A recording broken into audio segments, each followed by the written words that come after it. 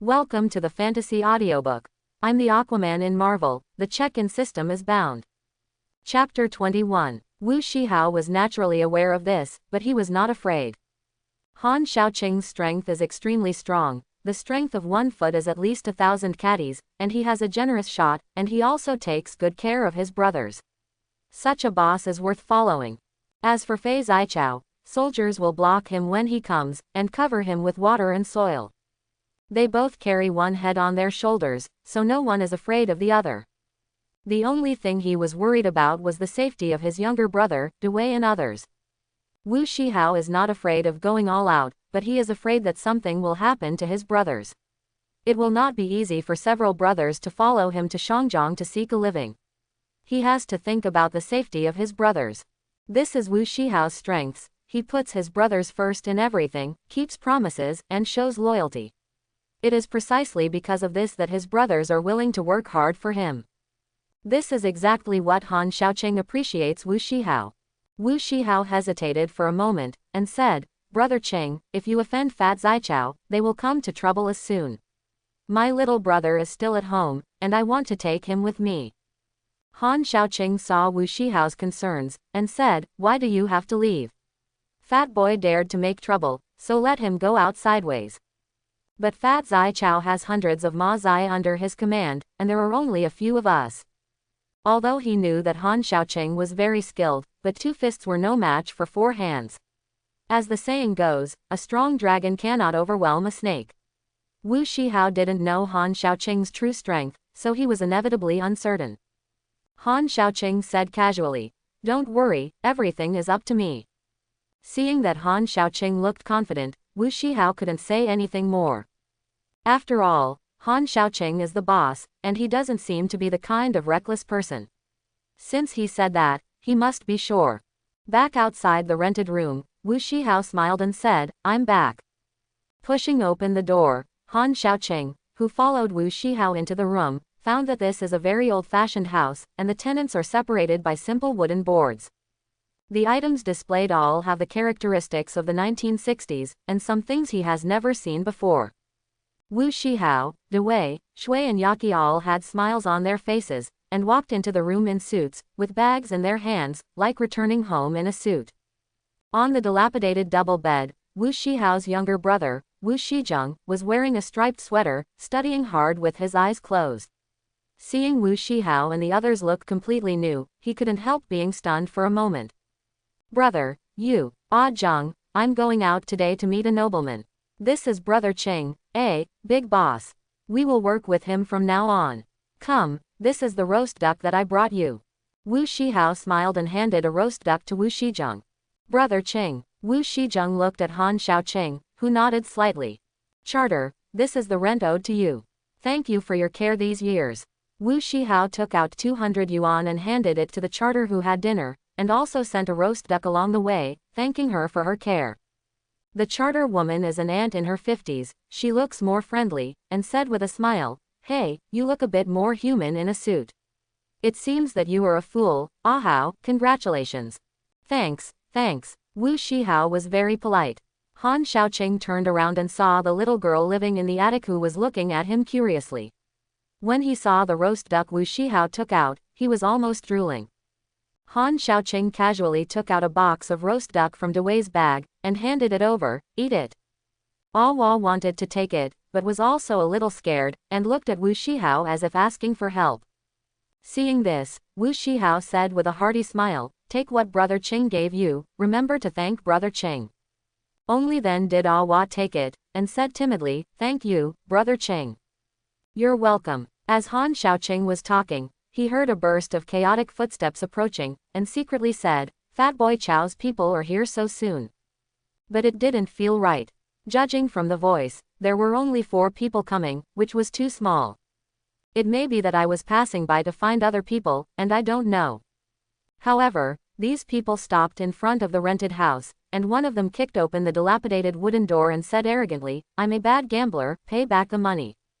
The other younger brother looked around and said, "Brother Kai, the bad Betyong is not here, he probably ran away." Big Bad Money rubbed his nose, ignored Han Xiaoqing and the others, and looked at Awa, run away, then use his daughter to pay off the debt. What are you doing? There's no need to embarrass a child. Han Xiaoqing stood up, and Wu Shihao and others immediately stood behind Han Xiaoqing. A lot of bad money made Han Xiaoqing take a look. Seeing that he was well dressed and looked rich, and Wu Shihao and the others went there, the number of people did not have an advantage. He rubbed his nose and forced himself to say, "You want to be a young bird, right? Her father owes us 10,000 yuan from the casino. This is a document, which is written clearly in black and white. If you want to show kindness and take out 10,000 yuan, then the matter is over. If you don't have money, then stay where it's cool. This is 10,000, leave the paper." Han Xiaoqing casually took out 10,000 yuan, and the problems that can be solved with money are not problems. Seeing that Han Xiaoqing was generous, he didn't hand over the papers immediately, but intensified and said, 10,000 yuan is only the principal, and no interest is paid. 9 times out, 13 times out, do you understand the rules? Rules. I'll hit your mother, my fist is the rules. Seeing that Da Langkai was insatiably greedy, Han Xiaoqing punched him, directly breaking the bridge of Da Langkai's nose, making his eyes glow with gold stars and his nose bleed. That is to say, Han Xiaoqing's strength is well controlled, otherwise this punch will directly blow the dog's head of the big bad money. The big bad fortune was beaten into a daze, but the younger brothers around him just supported him, and didn't rush forward to avenge their boss. After all, there are only a small number of people who talk about loyalty. The character of the big bad money is not good, and the benefits of being his subordinates are few. Seeing that the other party has a lot of people, naturally no one is willing to work hard for him. Wu Shihao, Dewey and the others rushed forward to punch and kick. Fu Jia boy, 9 times out and 13 times out, right? Look at you, you are such a shameless thing. Stop fighting, I was wrong, I'm with Grizzly, if something happens to me, you won't be able to escape. Wu Shihao looked at Han Xiaoqing. Han Xiaoqing waved his hand, and they dispersed. I took out 200 yuan and threw it on the big bad money, and I said, I am the most fair person. The 200 yuan is for your medical expenses. In the future, keep your eyes open. Don't let me see you again, or I will see you again. Once, hit you once, get out. Han Xiaoqing didn't even bother to take a look at such a little fool. After getting the paperwork, he tore it up and threw it in the face of the big bad money. He is not afraid of the grizzly bear making trouble. For Han Xiaoqing, unless he possesses extraordinary power, ordinary people will just give food. Yes. The big bad money was scared of being beaten, picked up the money and limped out. Wu Shihao looked at Ahua, and said to Han Xiaoqing, Brother Qing, Ahua is a poor child, her father has run away, I want to take her with her. Han Xiaoqing, who has watched Chasing the Dragon, has some impressions of Ahua. In the movie, the grown-up Ahua worked for Wu Shihao, and finally died in the confrontation with the British guy. Ahua can also be regarded as a person who knows how to repay her kindness. She is young, and now her father has left her to run away, no one to take care of her, and the future is worrying. Han Xiaoqing is not a hard-hearted person, so he nodded immediately, you can take her with you, and arrange a good school for her then. Speaking of this, Han Xiaoqing's keen hearing heard the sound of footsteps and metal collisions in the distance, as well as some arrogant shouts. Although there is no clairvoyance, Han Xiaoqing can conclude that Fat Zicha brought someone here this time. Roughly estimated from the sound of footsteps, there were at least 100 people. Clean up, I have something to go out, and we will meet downstairs later. Han Xiaoqing didn't look at the cash box on the bed, grabbed a tissue, wiped the blood off his fist, and walked out of the room. This time Han Xiaoqing did not bring Wu Shihao and others with him. Although Wu Shihao was able to fight, facing the large number of Fei Zichao and his group, he couldn't help him much if he went there. Instead, he might be in danger, which distracted Han Xiaoqing from rescue. But there are more than 100 people, even if Han Xiaoqing doesn't use superpowers, he can easily solve them with physical strength alone. Brother Hao. Not long after Han Xiaoqing walked out of the room, Dewey looked at the cash box on the bed, and then at Wu Shihao. With just one look, Wu Shihao knew that Dewey was thinking something wrong, shook his head, looked at the brothers, and said seriously, Dewey, Shui, and 7, since we have followed Brother Ching, no matter what happens in the future, anyway from today on, Brother Ching is our boss, you must listen to what he says, what should be taken and what should not be taken, you must count, understand? The three of Shui nodded, understood. In fact, facing a huge sum of hundreds of thousands, Wu Shihao said that he was not tempted, that was a lie. But he clearly knows his position, and in Han Xiaoqing, he sees a bright future, and he will not be so short-sighted, which is not in line with his character. Moreover, Wu Shihao believes that the cash box left by Han Xiaoqing is firstly a trust in them and secondly a test for their brothers. In fact, Wu Shihao was thinking too much. For Han Xiaoqing, money is at his fingertips. If all the jewels in the Chenkin ring are sold, Han Xiaoqing can become the most wealthy man in Shangjiang in minutes. A box of money, Han Xiaoqing didn't take it to heart at all. Walking downstairs, I soon saw a group of young and dangerous boys with machetes and steel pipes coming across. The leader is Fat Boy Chow, with a big gold chain and a small gold watch. He may have drunk some wine, and at this time his face is red and his neck is thick, and he is 7 parts sober and 3 parts drunk. Brother, it's him. One of Mad Dog's younger brothers pointed at Han Xiaoqing. Fat Boy looked Han Xiaoqing over and asked, "Boy, where are you from? Who is the eldest brother?" Han Xiaoqing smiled and said, "My elder brother is the boss, I think he doesn't want to see you." "Brother, I haven't heard of it. How about it? I'm going to hire someone recently. I heard that you are very good at fighting. As long as you are willing to hang out with me, I will pretend that today's incident never happened." As if he didn't intend to give Han Xiaoqing a chance to refuse, Fat Zicha said to a man beside him, "Long Mao, go and play with him." After Fat Zicha's words fell, a long-haired man in white clothes and bare chest came out from the crowd. Han Xiaoqing glanced at Fat Zicha and the group of younger brothers behind him, and said indifferently, "It's not enough to beat one, I think you should do it together." The tone is not small. Fatty sneered. The man in white with long hair had already taken off his shirt, revealing his muscles and tattoos. "Are we going to fight? Who is this person? Let Fat Boy Chow bring so many people to block him. Young people don't know the heights of the sky and the depths of the earth, so I'm afraid I won't be able to survive tonight." Residents of the Kowloon walled city have long been accustomed to young and dangerous boys fighting. Most of them went home and closed their doors and windows, while some watched from afar. Wu Shihao upstairs heard the movement, walked out of the room, and found that Fat Zicha led a large group of people to block Han Xiaoqing. His expression changed. "I just found a stick." Dewey asked, "Brother Hao, what happened?" "Brother Ching was blocked by Fatty Chow's people, let's go and rescue him." "Elder brother." Wu Shihao heard the sound, turned his head to look at Wu Shizheng, and instructed, "Ah Zheng, you stay at home and watch the box." Dewey, Shui and Yaki walked out of the room. Seeing Fatty Chow so many people, they were a little timid. "Brother Hao, there are so many people on the other side." Wu Shihao looked at the three of them. "Life and death are determined by fate, wealth and honor are in the sky, I believe in Brother Ching, do you believe me or not?" "Of course I do. It's a big deal. Ababa, walk." Wu Shihao decisively took the three brothers downstairs. At the same time, he took off the long hair on his jacket, touched his hair with both hands, and then rushed towards Han Xiaoqing single-handedly. This kid can really pretend, when he cries. "Come on brother Changmao, beat him into a pig's head." Changmao is Brother Chow's gold medal fighter. He once beat 7 people to death with his bare hands in the underground boxing arena. This bad boy is definitely dead. While Fat Zichao's group of boys shouted and shouted, Changmao rushed in front of Han Xiaoqing and punched him with his hand raised. Han Xiaoqing stretched out his hand to grab the opponent's fist, and folded it downward. There was a clear sound of bone cracking, and the long-haired right wrist broke directly. With his legs kicked in his abdomen, he flew 8 meters away and hit the wall with a dull crashing sound.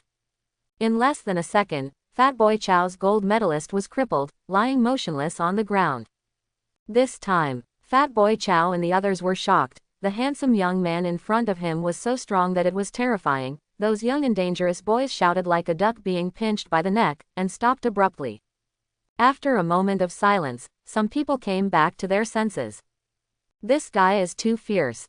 It's amazing. Changmao is the double-flowered red stick of the Chaoshan gang, and he didn't even get through a single move. It seems that the long hair is useless, and the attack is really dark. Brother Chow, what should we do? Do you still want to fight? Fat Boy Chow was riding a tiger, but he didn't expect to run into a dragon crossing the river. He forced a smile. Brother is very skilled, today we don't know each other. If you are willing to hang out with me, I will definitely not treat you badly. As expected of a big brother, turning faces is faster than turning pages. It's a pity that Han Xiaoqing doesn't like this. Forget it, since you're here, don't even think about going out. While speaking, Han Xiaoqing strolled towards the fat boy. His sturdy aura made a group of young and dangerous boys tremble with fear. It was obvious that more than 100 of them came to block people, but at this moment, it seemed that Han Xiaoqing surrounded them by himself. Fat Boy Chow knew that the other party was determined to make things difficult for him, so he said angrily, "Shame on you, cut him off, 500 for one hit, and 10,000 for killing him." In the place of Shangjiang, the water is shallow and there are many, and the land is the big brother. But there are only a handful of people who can really be a leader. Whether it's ruthless, far-sighted, or meeting noble people to help, becoming the leader of a gang, there is always something extraordinary. Fat Zicha still has good eyesight, but it's a pity he's not someone Han Xiaoqing likes. The force he wants to form is not a group of young and dangerous boys who cause trouble, are ignorant, and collect protection fees.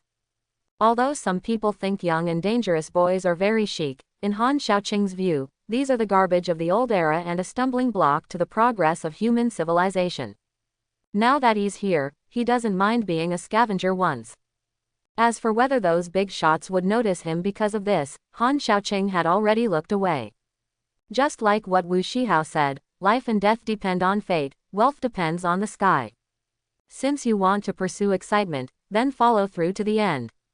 Fat Zicha didn't come to look for Han Xiaoqing today, but after a while, Han Xiaoqing will come too. Fat Zicha saw that Han Xiaoqing would not let it go, and immediately offered a huge reward. Hack him to death. Cut him. Come on, there are so many of us, are you still afraid of him alone? With a heavy reward, there must be a brave man, and with the large number of people, a group of young and dangerous boys rushed towards Han Xiaoqing with steel pipes and machetes. Han Xiaoqing did not retreat but advanced, and the first one to rush up was a little yellow hair, who raised his knife and slashed. Han Xiaoqing shot like lightning, grabbed his head, and smashed it to the ground. The little yellow hair immediately lost its center of gravity, and its head hit the ground directly, bleeding from the head, and fell straight. Han Xiaoqing raised his leg and kicked him in the abdomen, kicking him into the air, knocking over 7 or 8 people directly. The others rushed up. Han Xiaoqing punched the person on the left in the face, raised his leg and kicked the person on the right, then grabbed the arm of the person in the middle, kicked him in the abdomen, and flew out to hit the person on the right. One slice. Then his right hand hooked a person's neck, his left leg kicked a person away, and he turned around to throw him away. In an instant, more than a dozen people fell to the ground, wailing together, and 2 unlucky ones fell on the ground and were cut 5 or 6 times by their companions' knives. It seemed that they would not survive.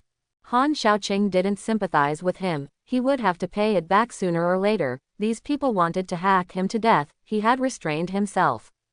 It's still too late to leave now. Han Xiaoqing is not a bloodthirsty person. Although he hates young and dangerous boys, if it is not necessary, he doesn't want to go on a killing spree. He can only solve those leaders, such as Fat Boy Chow, so he plans to give them another chance. Fat Zicha saw Han Xiaoqing's vigor, and saw that the younger brothers were a little timid. He was startled, gritted his teeth and shouted, "I'll give you 100,000 for killing this street boy, and 1,000 for every hit." Young and dangerous, who was still a little scared and hesitant, was all bloody when he heard the words. 100,000 Hong Kong dollars, they may not be able to earn it in their entire lives, and they were suddenly obsessed with money and rushed towards Han Xiaoqing like crazy. Idiot, no matter how much money you have to spend it wisely. Seeing that these people were stubborn, Han Xiaoqing didn't hold back anymore, grabbed 2 machetes, and turned into a master of weapons with deadly knives. Deathstroke's fighting ability is outstanding, combined with Neptune's strong physique, these people can't even touch Han Xiaoqing's clothes. The 2 machetes were in Han Xiaoqing's hands, and they were raging like a tiger. Every time the knife passed, at least 1 or 2 people fell down, the swords were shadowed, and blood splashed everywhere. The howling man of the foot. When Han Xiaoqing chopped down more than 60 people, those young and dangerous boys had already woken up, only fear remained in their hearts, and they scrambled back. The 2 machetes in Han Xiaoqing's hands were curled, and there were many gaps. The blades were completely stained red, and there were still some pieces of meat and bones hanging on them, but there was no blood stain on his body. The gravitational stance formed an invisible protective shield around his body, and all the splashed blood was taken down. Fat Zicha has been in Shangjiang for decades, and he has seen many ruthless people, but at this time he was frightened. He could easily kill half of his subordinates without any damage. This kind of strength is definitely not something that ordinary people can possess. At this moment, Fat Zicha thought of the advice of those old guys in the gang. In the dim room, Fat Zicha had just become the seat manager, and several elders of the Chaoshan gang gave him serious instructions. Fat boy Chow, you can provoke anyone at ordinary times, but there is one kind of person that you must never provoke, and that is the stranger. What is a foreigner? It was the first time Fat Zicha heard the name Yiren at that time, and he didn't take it seriously. The aliens refer to a group of people who are different from ordinary people. They are special existences and possess strength beyond the reach of ordinary people. If you are lucky enough to meet them in the future, you must not be your enemy, otherwise no one will be able to protect you. Quote. Could it be that he is an alien? A revolving lantern scene appeared in Fat Zichao's mind. He looked at Han Xiaoqing's subordinates who were gradually approaching and fleeing in all directions. He wanted to turn around and run, but his legs trembled uncontrollably, as if his body was being suppressed by an invisible force. His legs softened and he knelt on the ground. Wait, don't run. Take me, take me. Fat Zicha looked at Han Xiaoqing who was gradually approaching, and was frightened. He looked at the broken knife in the opponent's hand, as if it was going to cut his body in the next moment. And those young and dangerous boys have already been scared out of their wits by Han Xiaoqing, so they don't care about Fat Boy Chow, the boss. Fat Zichao's forehead was dripping with cold sweat, and when he looked up, Han Xiaoqing had already stood in front of him. His figure was elongated by the light, and the shadow shrouded Fat Zicha, making him feel cold all over. Swallowing a mouthful of saliva, Fat Boy Chow hurriedly said, "It's because I don't know Taishan, brother, no, big brother, let me go, I can give you whatever you want. I want your life." Han Xiaoqing wiped Fat Zichao's neck with a backhand knife. The other young and dangerous boy Han Xiaoqing can be let go, but the fat boy can't. After finishing Fat Boy Chow, Han Xiaoqing sprinted faster, stood in front of those fleeing young and dangerous boys, and said, "Stop if you don't want to die." As soon as these words came out, those young and dangerous boys stopped reflexively, and looked at Han Xiaoqing nervously. At this time, Wu Shihao and the others also rushed down with their hands. It wasn't that they ran slowly, it was that Han Xiaoqing's hands were too neat, and when they arrived, the ground was already stained red with blood. The mighty Fat Zicha was also lying in a pool of blood, while Han Xiaoqing stopped a group of young and dangerous boys intact, without even messing up his hair. Dewey swallowed a mouthful of saliva, and said in horror, "Brother Qing is too fierce, it's only been a while, but, it's unbelievable." Wu Shihao, Shui and Yaqi also looked at Han Xiaoqing with awe. Han Xiaoqing glanced at the young and dangerous boys around him, put the knife on the ground, and smiled gracefully. "Don't be nervous, I just let you stay and wash the floor, it's so dirty, the neighbors around will have to go to work tomorrow." Han Xiaoqing is still very civic-minded, and doesn't want to cause trouble to the surrounding residents. Those young and dangerous boys lost all courage, they didn't dare to resist at all, and they did so nervously. Remove the corpses, clean the ground, treat the wounded, clean the streets, all in one service. Under the oppression of death, no one dared to cheat. Brother Qing. Seeing this scene, Wu Shihao felt a little heavy and complicated, but he still brought Dewey and the others to Han Xiaoqing. "Ah Hao is here, I really didn't misread you, just let them do the work here." Han Xiaoqing patted Wu Shihao on the shoulder and said, "I want you to help find a place." "Where?" Wu Shihao asked. Han Xiaoqing said, "Shangjiang Temple." Shangjiang Temple. Wu Shihao had never heard of this name before, and asked, "I haven't heard of it, Brother Qing, do you have any specific information?" I'm not very clear about the information about the Shangjiang Temple. I only know that it is an ancient building that has existed for hundreds of years and is managed by a group of mysterious religious figures. If you follow this direction to find it, it should not be difficult to find it. Find the mark and put it down. The Shangjiang Temple that Han Xiaoqing was looking for was one of the 3 great temples in Doctor Strange. According to Han Xiaoqing's conjecture, entering the temple has a high success rate of triggering the check-in system. Now that I have come to Shangjiang, I naturally have to try it. If possible, he would also like to go to Karmatage and pay a visit to Supreme Master Ji Yuyi. Even if you can't check in, it's good to learn magic in Karmatage. The physique of Neptune itself has a very high magical talent, but there is no one to point it out, so Han Xiaoqing basically relies on the trident to use lightning and other abilities. If he can learn Karmatage's space magic, or even time magic, Han Xiaoqing's strength will definitely be raised to a new level. Wu Shihao heard the words, thought for a while, and said, Brother Qing, I really know one of the places you mentioned, and it's in Kowloon. Okay then, we'll go there when these punks clean up the scene. For Han Xiaoqing, building power is just for convenience, which is incidental, and checking in is his main business. Meanwhile, in the UK, in a classroom at Oxford University. Welcome Charles Francis Xavier, Professor of Genetics, to speak for us. Crack. Amid warm applause, the young Professor Charles stepped onto the podium. At this time, Charles still had thick brown hair, was young and rich, and had just won the title of professor. He was wearing a small suit that was popular in this era, and he was tall, rich and handsome. After stepping onto the podium, Charles began to give a vigorous speech. The topic I want to talk about today is mutation. Mutation refers to the process of how we change from single-celled organisms to dominant human beings. The evolution of every generation of organisms on this planet starts with mutation. This is a wonderful process. Charles vividly explained the evolution process of human beings. Facing the students' questions, he not only answered them fluently, but also was humorous, which won the recognition of the students. The 1-hour speech finally came to an end with warm applause from the students.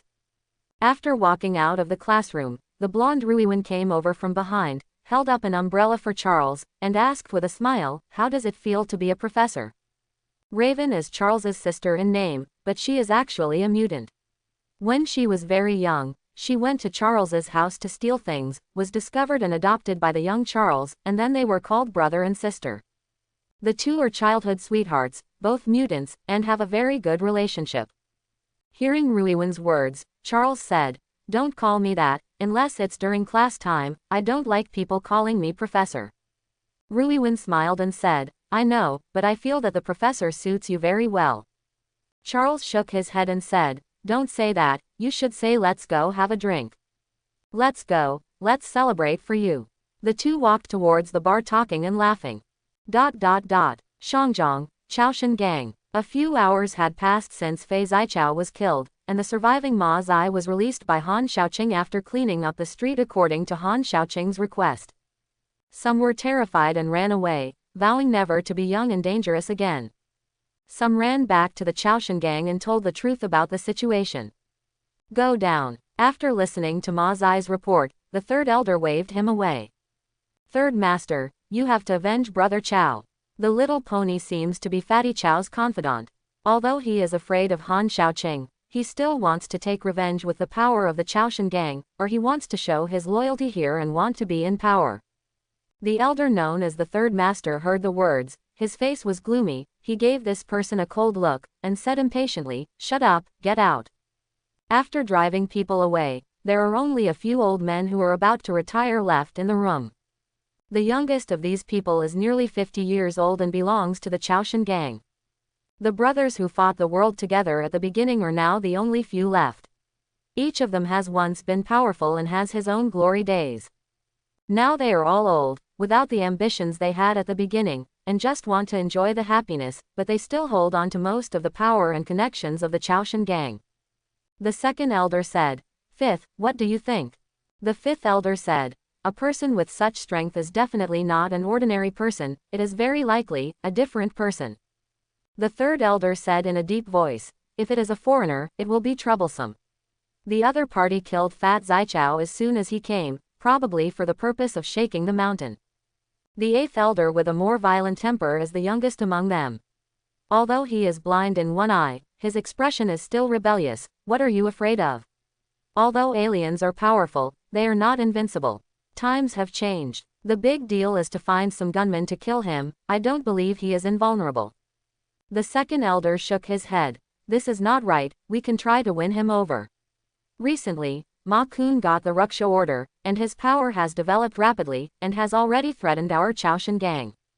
Second brother, do you want to borrow a knife to kill someone? The third elder was more cautious, and made a suggestion. I'm afraid of luring wolves into the house. Besides, there is a Luaka hall behind Makun. We don't know how much this Han Xiaoqing is capable of, and what forces are involved behind it. I think we should observe first. The fifth elder said. I agree with the third brother's opinion. First let people give gifts to make amends, don't leave people with a clue to make trouble, and at the same time let people go to the mainland to find out. The eighth elder said angrily. It's really aggrieved, Fat Boy Chow was killed, we still have to look at people's faces. Old Ba, if you can't bear it, you can make big plans. Don't be messy about this. We have to make a plan before moving. If you make a mess, don't blame the brother for not being sympathetic. The matter involved a stranger, so the second elder had to deal with it cautiously. He didn't want to capsize in the gutter and ruin the night. Han Xiaoqing didn't know anything about the Chaoshan gang. Under Wu Shihao's leadership, Han Xiaoqing came to an ancient building. The three great temples are the palaces built by the mage organization to protect the earth and resist the forces of darkness, with a long history. After 100 years of wind and frost, it still maintains the original design and has a medieval architectural style. This temple is located in the most prosperous area of Kowloon, with a feeling of being hidden in the city. Standing outside and watching, apart from being able to see a sign similar to the national grid on the roof glass, it is hard to think that this place has any relationship with the mage. When he came to the temple, Han Xiaoqing felt that the ground below had unique energy fluctuations. With the mage's logo, he was sure that this was the person he was looking for. Ahau, you go back first, I'll go in and have a look. If someone troubles you, just push it to me, or you can bring someone to me, don't hold back. Han Xiaoqing gave an order, because he was afraid that Wu Shihao's loyalty would lead to accidents. He is not afraid of the Chaoshan gang, but Wu Shihao and others are not. It is impossible for Han Xiaoqing to be with Wu Shihao and others all the time, so it is enough for Wu Shihao to lure people over when necessary. I understand Brother Qing. Wu Shihao is not stupid. After seeing how powerful Han Xiaoqing is, he is devoted to him and will not question Han Xiaoqing's decision. After parting with Wu Shihao, Han Xiaoqing strolled into the Shangjiang Temple. The public identity of the Shangjiang Temple is a private museum, which is only open to a few celebrities and dignitaries. This may be a relatively ancient membership system. Ordinary people are not eligible to enter it. There are many cultural relics stored in the window inside, ancient and modern, all over the world, and there are even many real magic items, as well as some tricky cursed items. These items are enshrined, or sealed in the window. If ordinary people touch them at will, it may be life-threatening. Every temple is guarded by a mage to prevent some malicious people from destroying the temple. In this world, mages are mainly divided into two factions. One is the Karma-Taj faction based on the ancient dogma of the Supreme Master.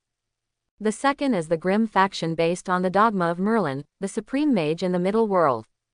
Besides that, there are some magic academies, witches, fallen wizards, etc. scattered all over the world. The power of the earth is far from being as simple as it seems. In the Marvel movies, Thanos was able to break into the earth, which can be said to be the result of the big guy letting go of the sea. Otherwise, the Supreme Master Ji Yuyi alone could torture Thanos to death. The mages of the Karma-Taj line are mainly responsible for guarding the temple, preventing the invasion of darkness, and fighting against the strong men of various dark planes and evil wizards who have attempted to destroy the world. In recent years, the earth has been relatively peaceful, and the manpower of the Mage Temple is relatively small. There are only 3 guards in the Shangjiang Temple, and the rest are ordinary people. Seeing Han Xiaoqing walking towards the temple, the guard said politely, "Sir, this is a private museum. Do you have an invitation letter?" "No, but I have this." Han Xiaoqing activated the banknote ability and took out 100 yuan. Sorry, sir, I'm not that kind of person. The doorman was a little moved, but he still refused.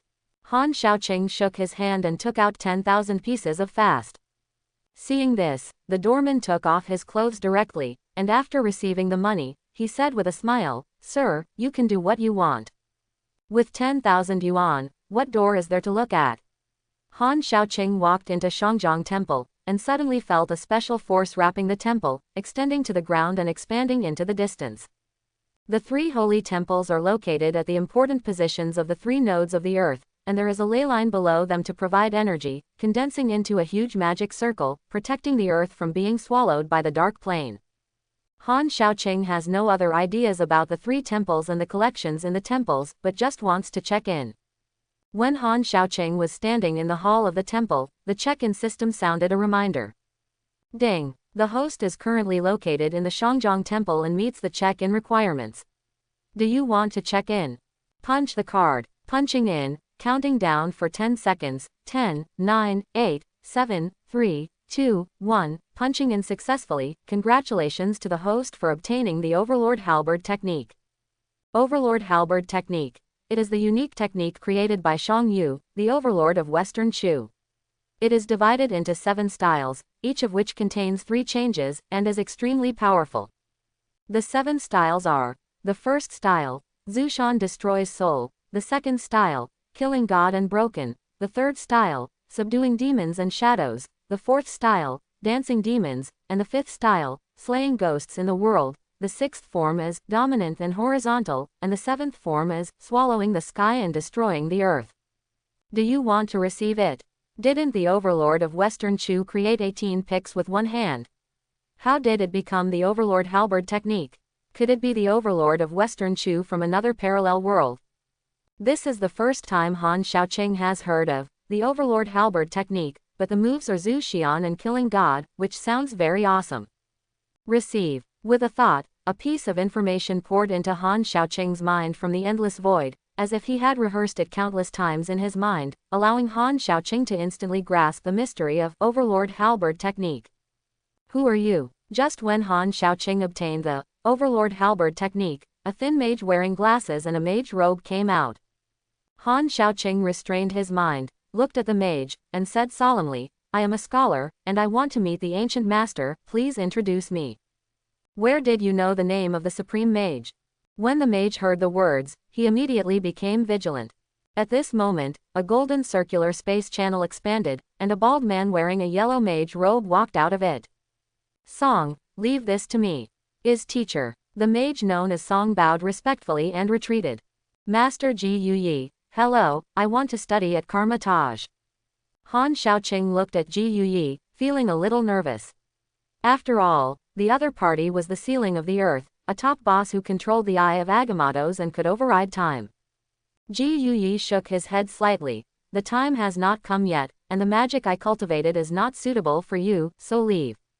Quote. Han Xiaoqing was a little speechless. Did you come all the way here just to get familiar? Han Xiaoqing couldn't understand Ji Yuyi's thoughts. But he understands one thing. Unless Ji Yuyi's brain is playing melee with him, he is definitely not Ji Yuyi's opponent. Now that Ji Yu issued the order to expel guests, Han Xiaoqing would probably be taught by Ji Yuyi to be a man if he didn't know what was good and what was wrong. Weighing the pros and cons, Han Xiaoqing said with a smile, "Then I will take my leave, and I will ask the Supreme Master for advice when I have the opportunity in the future." After saying that, he decisively left Shangjiang Temple. Ji Yuyi was dull for a moment, shook his head slightly, opened the space channel and returned to Karma Taj. He could naturally see that Han Xiaoqing was exceptionally gifted, a magic wizard who was rare in 1,000 years, but the other party was indeed not suitable for practicing spells of his lineage, at least not yet. Han Xiaoqing left the Shangjiang Temple and looked back, feeling that Master Ji Yuyi's reaction was a little strange, but he didn't pay much attention to it. After going back to meet Wu Shihao, he bought a villa as a base. Han Xiaoqing doesn't need to worry about these things, Wu Shihao can handle them. There were no real estate speculators in this period, and housing prices were relatively cheap, with a villa costing only a few hundred to 200,000 yuan, and those in remote places could be bought for tens of thousands. The other side. After the news of Fatboy Chow's death spread, both Grizzly Bear and Dal Chang received the news. Although they were a little surprised, they immediately rectified their troops and prepared to grab the territory. The two groups met at Waji. Dal Chang and Grizzly both pulled hundreds of younger brothers, and they all had guys in their hands. Wazirong, the younger brother of Grizzly Bear, asked, "Today is Lord Yan's birthday. If we do this, will he punish us?" "HMPH, I'm going to let him know that my big Grizzly Bear is getting angry. No one can stand it."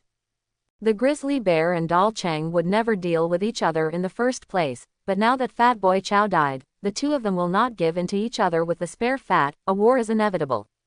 As soon as the two sides met, the Grizzly Bear shouted, "Dal is strong, you are a dead family, Fatty is overwhelmed, I will share the territory of Kowloon, everyone is good." The Dal said angrily, "You steal my business in Kuntong and TSZ Wanshan, I haven't settled with you yet, and now you want to get a share in Kowloon, you have such a big appetite, you are not afraid of dying." As soon as the two met, they started talking. Upstairs nearby, two policemen were drinking soda. One is Lei Luo and the other is Lard Boy. Lard Boy was tall and fat, took a sip of soda, and complained, "I really don't understand these people, they are all here to fight, why are you talking so much nonsense?" Lei Luo smiled and said, "Then help them." As he spoke, he threw out the soda bottle and hit the Grizzly Bear on the head. The big Grizzly Bear was smashed to the ground by the soda bottle. Thinking that the dolls were the ones who attacked first, he said angrily, "Hack them to death." The doll was stunned for a moment. He hadn't spoken yet, he only knew who made the move, but when things came to an end, he could only force it. "Chop for me. Chop them to death." The two sides rushed to fight together, and the sound of shouting and beating resounded through the whole street. The sound of blades changing, and the screams after the flesh was cut were endless. Most people used steel pipes, and only a few used knives, because it was unnecessary, and these young and dangerous boys didn't want to risk their lives. Some picked up wine bottles and threw them away, and the scene was very chaotic. Sometimes the killing is crazy, and it is impossible to tell who is in the same group, so they just kill randomly and beat everyone they see. In such a chaotic situation, it is not impossible to be beaten to death by one's own people. Perhaps because Wu Shihao and the others were absent, the Grizzly Bear side fell into a disadvantage this time. A scuffle broke out. Seeing the heavy casualties of his men, Grizzly was heartbroken. "It's not about my little brother, but about my wallet. These subordinates are the capital for him to live and work. If they are all seriously injured, he will inevitably suffer severe injuries, and the medical expenses alone will be a huge expense." Seeing that the general situation was over, the Grizzly Bear quickly shouted, "Stop, stop, the doll is strong, this time I admit it." Hearing this, Dal Chang waved his hand and shouted, "Stop, stop for me." Greeting the people on both sides, Dal Chang looked triumphantly at the Grizzly Bear supported by Hua Zerong. "You bear will die so soon, according to the rules of the world, you will share my business in Hong Kong. Even if it's over." They all came out to hang out, and it was the same club, and the two sides didn't kill each other. However, there are also a few unlucky ones who were hacked to death on the street. This is normal, every time young and dangerous boys fight, at least a few will die. The Grizzly Bear hadn't finished speaking when the sound of dense footsteps came. "I saw a group of riot police holding shields and batons surrounded from both sides of the street." Emission. With an order, a row of smoke grenades was fired. "It's the police, we are surrounded. These fools have taken our money and come to meddle in their own business. It's not Yan Yi's person, it's a British guy." Seeing that it was the British who came forward, the faces of Grizzly and Dal Chang changed. The police in Shangjiang are extremely corrupt. They all have connections, and the water in the well does not violate the water in the river. But the British are different. It's not that the British are not greedy, but that they are too greedy, and they often open their mouths when they get the chance. The British have the army behind them. Although there are many young and dangerous boys, they are full of steel pipe machetes, so they are no match for the army. Lei Luo upstairs was also wondering, who called the explosion-proof police? Lard Boy narrowed his eyes. It seems to be Hunter. Lei Luo was a little worried. These British guys are ruthless, let the brothers watch it, and don't cause any more deaths. All right, Brother Luo. Lard Boy laughed and asked the Chinese police to assist in the arrest. After all, we are all Chinese, so we can see what we see when we look up and see when we look down. Hunter is different. This guy is British. He has never regarded the Chinese as human beings. He has been more ruthless. He has beaten people to death. The Grizzly Bear and the Doll Strong team had fought each other before, and now the British came forward to arrest them. They dared not resist and were finally brought back to the game. You can't die, but if you want to come out, you have to bleed profusely. Lei Luo was very upset when he saw the British, but he didn't feel happy. Now Shangjong is still a British colony, and the British are the biggest, so there is nothing he can do about it. So what if you become a detective? You are not a dog raised by someone else, you can change it at any time. The next day, villas in Kowloon. Han Xiaoqing, Wu Shihao, De Wei, Shui, Yaki, Wu Shijung and Ahua lived together temporarily. After breakfast, Han Xiaoqing looked at Wu Shihao and the others. Ahao, I plan to do some jewelry business and aquatic business in Shangjong, and I need your help. I will pay for it, and you will contribute. I will give each of you 5% of the shares. What is a share? David didn't read any books, so he didn't know this. Han Xiaoqing explained. It is for you to share. If you develop well, within a few years, each of you can become a millionaire. Millionaire. De Wei smiled and said, Brother Cheng, we are rough people, we will do what you say, we will do it, there is no difference. Wu Shihao was relatively calm. After working hard in Shangjong for several years, he knew some power branches, so he said, if you want to do jewelry and aquatic products business, you need to establish a good relationship. The aquatic products are managed by Ng Yan, and the jewelry is controlled by Hesheng. The police have to ask Lord Yan, only if they are fed, no one will make trouble. It doesn't need to be so troublesome. I can talk to them. You just need to recruit people and learn some related management methods along the way. Speaking of this, Han Xiaoqing looked at the car parked outside the door and said, a guest is here. The visitor is a familiar stranger. He looks exactly the same as the superstar Andy Lau, handsome and unrestrained, with an easygoing and refined temperament. It is Lei Luo, the inspector of Huaji. The Kowloon walled city Fat Zicha and a large group of young and dangerous were killed by one person, and there has been a lot of trouble in Kowloon. When things get serious, someone will naturally come to intervene. The British guy didn't want to care about it, and Lei Luo offended someone last night, so he was sent here as a pawn. To be honest, Lei Luo didn't know what to do. The other party was a ruthless character who hacked and killed more than 60 people in one night. If the talks were not good today, they might not be able to get out. Next to Lei Luo is Lard Boy, fat and big-eared, very lucky. Both of them put on body armor, carried loaded pistols, and a group of people were ambushed outside. Once they heard gunshots, these people would rush into the room to save people as soon as possible. Looking back at the police force more than 10 meters away from the villa, Lei Luo took a deep breath, and just as he was about to knock on the door, Wu Shihao opened the door. Seeing the police badge on the other party, Wu Shihao asked, "What's the matter with the two sirs?" This was the first time Wu Shihao and Lei Luo met. Wu Shihao seemed very calm, while Lei Luo was a little nervous. "I'm Lei Luo, inspector of Huaji. This is Lard Boy. We're here to visit Brother Cheng. Be careful, it's not a respect." While speaking, Lei Luo took out a gift box and handed it to Wu Shihao. "Ahao, let Detective Lei come in." Han Xiaoqing's voice came out, and Wu Shihao waved, "Please come in." Lei Luo froze for a moment, he thought Wu Shihao was the rumored Brother Cheng. There is no way, there are no cameras on the streets in this era, and there are very few cameras. There are no photos of Han Xiaoqing to refer to, and the general appearance can only be obtained from the mouth of the gangster. Although Lei Luo investigated Han Xiaoqing's residence, he couldn't confirm who Han Xiaoqing was. Walking into the room with Lard Boy, Lei Luo saw Han Xiaoqing sitting in the hall drinking tea. Han Xiaoqing also saw Lei Luo and Zhu Yuzai. "Please sit down, Detective Lei is really powerful. If I move in with my front foot, you will come to the door with your back foot." Lei Luo put down the gift and said with a smile, "Where is it? I am here today, just to visit Brother Cheng, there is no other purpose." Han Xiaoqing smiled when he heard the words. When Fat Boy Chow died, Yan Tong lost a money-making boy, so let's just forget it. The Yan Tong he was talking about was Lei Luo's boss. In Shangjiang, the collusion between the police and gangsters is a social norm nowadays. The police collect black money and give some convenience to those associations, so that they can make money together. Fat Zicha's backer is Yan Tong. Han Xiaoqing took action in the Kowloon walled city yesterday.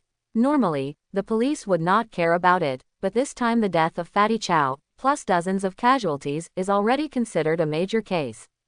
In fact, Han Xiaoqing was already prepared to be hunted down by black and white. No, it should be waiting for these people to throw themselves into the trap.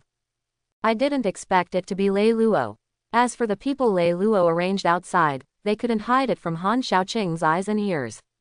He didn't care about a team of policemen. With Han Xiaoqing's current strength, as long as he didn't use nuclear bombs, even sending troops would be useless. Seeing De Wei, Shui and others walking out, Zhu Yuzi thought that Han Xiaoqing was going to make a move, so he hurriedly said, "Wei Luozh and Yantong are not on the same side." "I know that, he still wants to shoot Yantong's wife, right brother Luo?"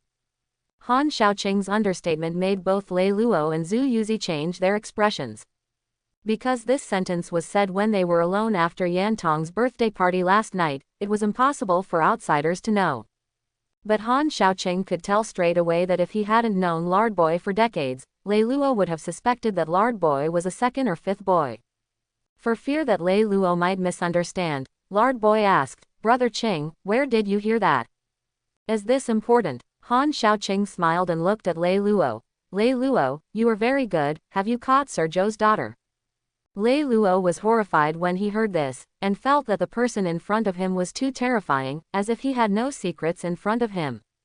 "Do you even wonder if the other party let a private detective follow you?" Han Xiaoqing cut to the chase and said, "I didn't send anyone to follow you, but I just know some tricks. Sir Zhou's boat is too small, are you interested in doing things with me? I don't know what elder brother Qing has to offer, but if my younger brother can help, I'll be fine."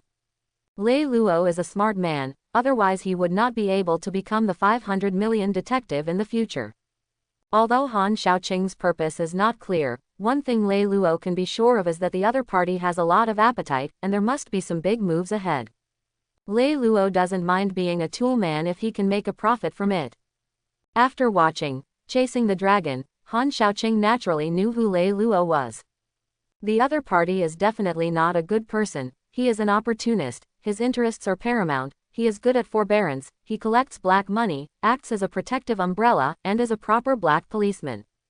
Han Xiaoqing doesn't like such people, but he doesn't repel them very much. In this turbulent era, if you want to succeed, you have to be like Lei Luo, seize every opportunity you can seize and desperately climb up. The real society is not friendly to good people, just like the policeman Ah Zheng in the movie. He is upright, never accepts illegal money, and obeys the law, but what is the final result? There is no hope of promotion, being squeezed out everywhere, the family is so poor that they can't get rid of it, and the wife and children are sick and have no money for medical treatment. It's not that good people are bad, and it's not society that's bad, it's that those who have climbed the upper echelons, they're already rotten. If you don't fit into that circle, you will be excluded and regarded as a different kind. Unless you have the power to overturn the table and push everything to reshuffle, otherwise you can only follow the trend, or be swallowed by the trend. Han Xiaoqing doesn't want to follow the crowd, but he needs someone inside to do things for him. In the corrupt Shangjiang regime, Lei Luo may have many disgraceful places, but relatively speaking, he still has some conscience. At least that's the case with Lei Luo in the movie. If Lei Luo is willing to take refuge, Han Xiaoqing will naturally help him to rise up step by step. Don't look at Han Xiaoqing's lack of power and power now, but he has money and strength, and he can make money standing up. The ability to make money can solve many problems. If money can't solve the troubles, then Han Xiaoqing doesn't mind solving the troublemakers. The method may be a little rough, but in such an environment, it can only be so. The heart and hands must always be black. While Lei Luo was thinking about it, Han Xiaoqing noticed that another group of people had arrived. Before several luxury cars stopped at the villa, Wu Shihao went to open the door. The person who came was Yang Yangju, the third elder of the Chaoshan gang, and people on the road called him Sanye Yang. Yang Yangju is considered an old man of the Chaoshan gang. He has some prestige on the road, and he used to be a ruthless person who could beat and kill. Now that he is old, his hostility has somewhat subsided, but if anyone dares to underestimate him, he will not know how he died. Yang Yongju came here this time, and his subordinates also brought gifts. After entering the door with the two subordinates, they glanced at Lei Luo and Han Xiaoqing. Inspector Lei is also here, it's just a coincidence. Third Master, Third Lord, Lei Luo and Lard Boy stood up to say hello. Han Xiaoqing sat without moving, and glanced at Yang Yongju lightly, not knowing who this guy was at all. It's just that it can be seen that the other party is a person on the road. Yang Yongju was a little displeased, but he didn't show it. Instead, he smiled and said, "This must be Brother Han.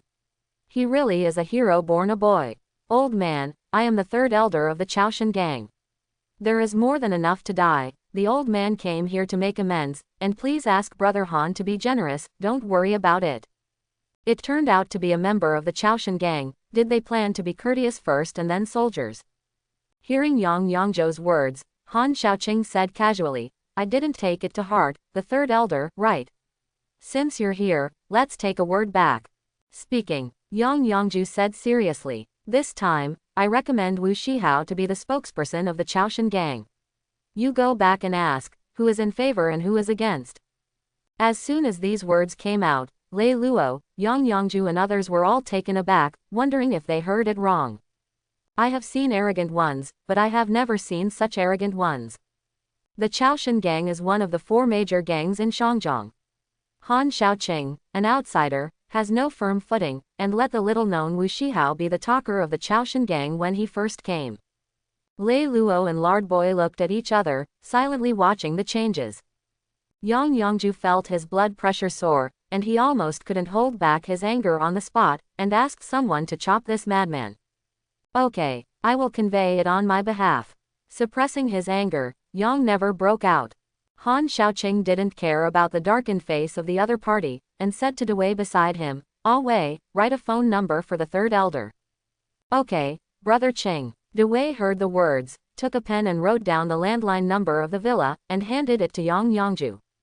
Yang Yongju hesitated for a moment, then took the phone number. "Third elder should go back earlier if you have nothing to do, and just tell me the result in the afternoon." Without waiting for Yang Yongju to speak, Han Xiaoqing directly issued the order to evict the guest. "In that case, I won't bother." Yang Yongju didn't know what kind of tricks Han Xiaoqing was planning to play, but the other party's casual look obviously didn't take him, or even the Chaoshan gang, seriously. While making Yang Yongju feel angry, he couldn't help wondering where the other party came from. If the other party is not a fool, then he has full confidence that he can win the Chaoshan gang. Could it be that the mainland is ready to do something? The more he thought about it, the more uncertain Yang Yongju felt. The phone number in his hand seemed to be a huge burden, making it difficult for him to hold it. Not long after the preoccupied Yang Yongyuan left, Lei Luo and Zhu Yuzai also left the villa. "Brother Qing, do you really want me to be the spokesperson for the Chaoshan gang?" Seeing outsiders leave, Wu Shihao couldn't help asking questions. Han Xiaoqing asked back, "Then do you want to be the talker, or even become the underground emperor of Shangjiang?" Wu Shihao thought for a while, then nodded heavily, "Think. That's fine, up to 3 days. After these 3 days, you will be the leader of the Chaoshan gang." Han Xiaoqing thought about it, and then said, "Your strength is still a bit weak, I will teach you some kung fu first." Effort. Wu Shihao and the others looked happy. They have seen Han Xiaoqing's skills, and hundreds of people can't get in. But what they didn't know was how powerful the overbearing true qi taught by Han Xiaoqing was. Overbearing true qi originated from Overlord Halberd technique, which belongs to the supporting martial arts, and is the skill practiced by Shang Yu. It may be Shang Yu from the world of high martial arts, so, overbearing true qi is extremely overbearing. If it can be practiced to a great success, it will be no worse than those so-called superheroes, and even stronger than many superheroes. Wu Shihao and others are all over the age of practicing martial arts, and their education level is not high. Han Xiaoqing uses the simplest way to teach. That is crossing the air. The so-called crossing qi refers to injecting one's own true energy into the opponent's body, guiding the opponent, and making him feel aura. Then let the opponent adapt to and nourish this energy, so that it will continue to grow and eventually turn into your own strength. It is quite troublesome to make a few ordinary people feel angry. It is necessary to expend junshi to walk through their meridians and let the other party be familiar with this feeling. Once they make a mistake, not only all previous efforts will be wasted, but there is also the risk of death. Fortunately, Han Xiaoqing has a strong physique and first-class control ability. One day of practice is comparable to ordinary people's 100 days of practice. It took most of the day, which made the four brothers Wu Shihao feel angry. Correspondingly, Overlord Halberd technique, Han Xiaoqing only passed on the first form. It's not that Han Xiaoqing is stingy, but that Wu Shihao and the others are new to martial arts. It would be great if they can learn and use the first style in a short time. How far they can go in the future depends on their own good fortune. At 3 o'clock in the afternoon, the meeting room of the Chaoshan gang. After Yang Yongju returned to the base camp, he called several other elders over. When everyone gathered together, Yang Yongju repeated what happened to him in Han Xiaoqing's words. The eighth elder slapped the table and stood up. It's too much bullying. We really think that our Chaoshan gang is easy to bully. I propose to immediately call in people and kill him. The second elder looked at the resourceful fifth elder. Fifth, what do you think? The fifth elder habitually turned the jade wrench in his hand. The other party is so reckless, he must have something to hold. Before you know the details of the other party, it's best not to act rashly. The fourth elder stood up and said, we are almost riding on our heads. You can bear it, but I can't bear it. I agree with Lao Ba's opinion and find someone to deal with him. The third elder thought for a while, pinching the phone number. Look, do you want to call him back? The eighth elder yelled, I'll call a team and kill him by surprise. But he didn't know that Han Xiaoqing, whom he wanted to kill, was on the roof of the house where they were. At this time, Han Xiaoqing had already changed into a black windbreaker, leaning on the roof to smoke, and his keen hearing allowed him to clearly understand the conversation below. Holding a small book in his hand, there are some names written on it, and there is a photo in the back of each name. This is provided by Lei Luo. Han Xiaoqing has never trusted the members of the Chaoshan gang, and he will not sit still. He prefers to take the initiative. Hearing it almost, Han Xiaoqing threw down the cigarette butt, scratched out the names of several people on the notebook, kicked the notebook into his pocket, then turned over and jumped from the rooftop to the fifth floor opposite, and then reflected and smashed the window on the second floor, directly broke into the meeting room of the Chaoshan gang. The first time Han Xiaoqing broke in, the eighth elder and several gunmen immediately took out their pistols. Yang Yongju reminded, he is Han Xiaoqing. Good afternoon, sorry to bother you, you have made your choice. I choose your uncle. Before Han Xiaoqing finished speaking, the eighth elder fired directly, and the gunman behind him also followed Han Xiaoqing to shoot. Bang bang bang, the bullets flew towards them, and if it was an ordinary person, it would become a hornet's nest in an instant. Sure enough, movies are deceiving. The villain died of talking too much, but Han Xiaoqing didn't finish a sentence, and the magazines on the opposite side were all empty. Facing the flying bullets, Han Xiaoqing did not dodge. Because there is no need. Dozens of bullets were held in midair by Han Xiaoqing's gravitational force field, making it impossible to get close. Seeing this, the people of the Chaoshan gang all changed color. Such a method is simply unbelievable. Have times changed? It seems that you don't want to listen to me, so don't listen. Laughing at himself, when Han Xiaoqing raised his hand, several gunmen, the eighth elder and the fourth elder were suddenly taken into the air by the invisible force field. I'm new here, and I need to make an example of the chickens. Unfortunately, you are the chickens.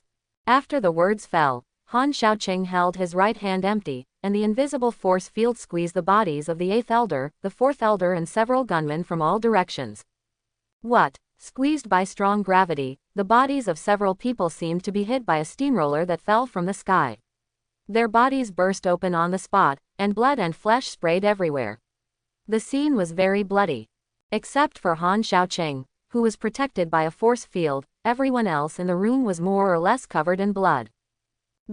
What kind of power is this? Yang Yongju was drenched in plasma, as if struck by lightning, the pupils of his eyes shrank suddenly, his face was horrified, his legs trembled slightly, and it was difficult to control himself.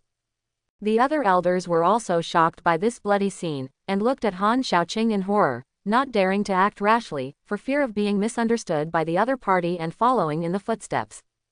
The guards outside heard the gunshots and pushed the door open, only to see that several elders had turned into blood men, and then looked at Han Xiaoqing opposite. Some of the gunmen were about to draw their guns immediately. The second elder was so frightened that he was sweating coldly. Hurry up and stop drinking.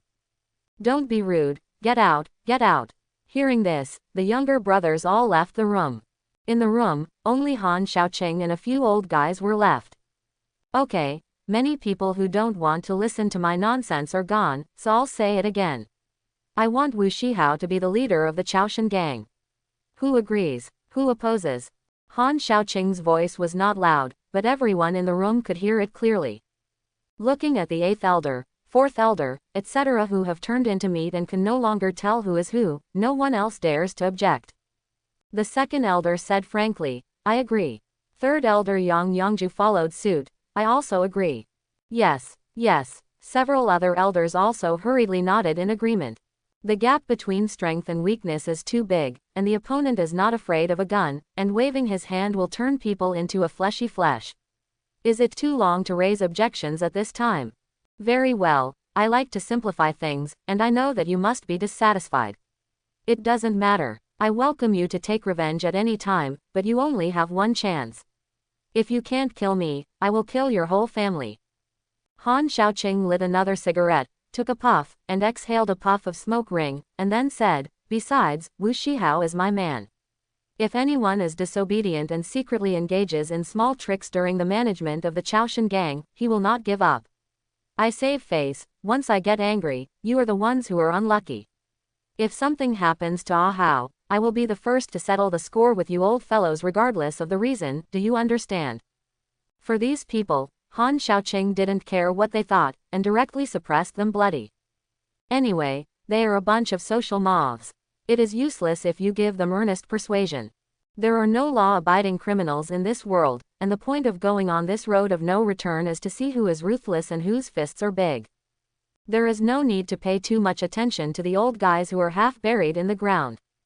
Whoever dares to make trouble, Han Xiaoqing will do it. What he wants is simple and rude.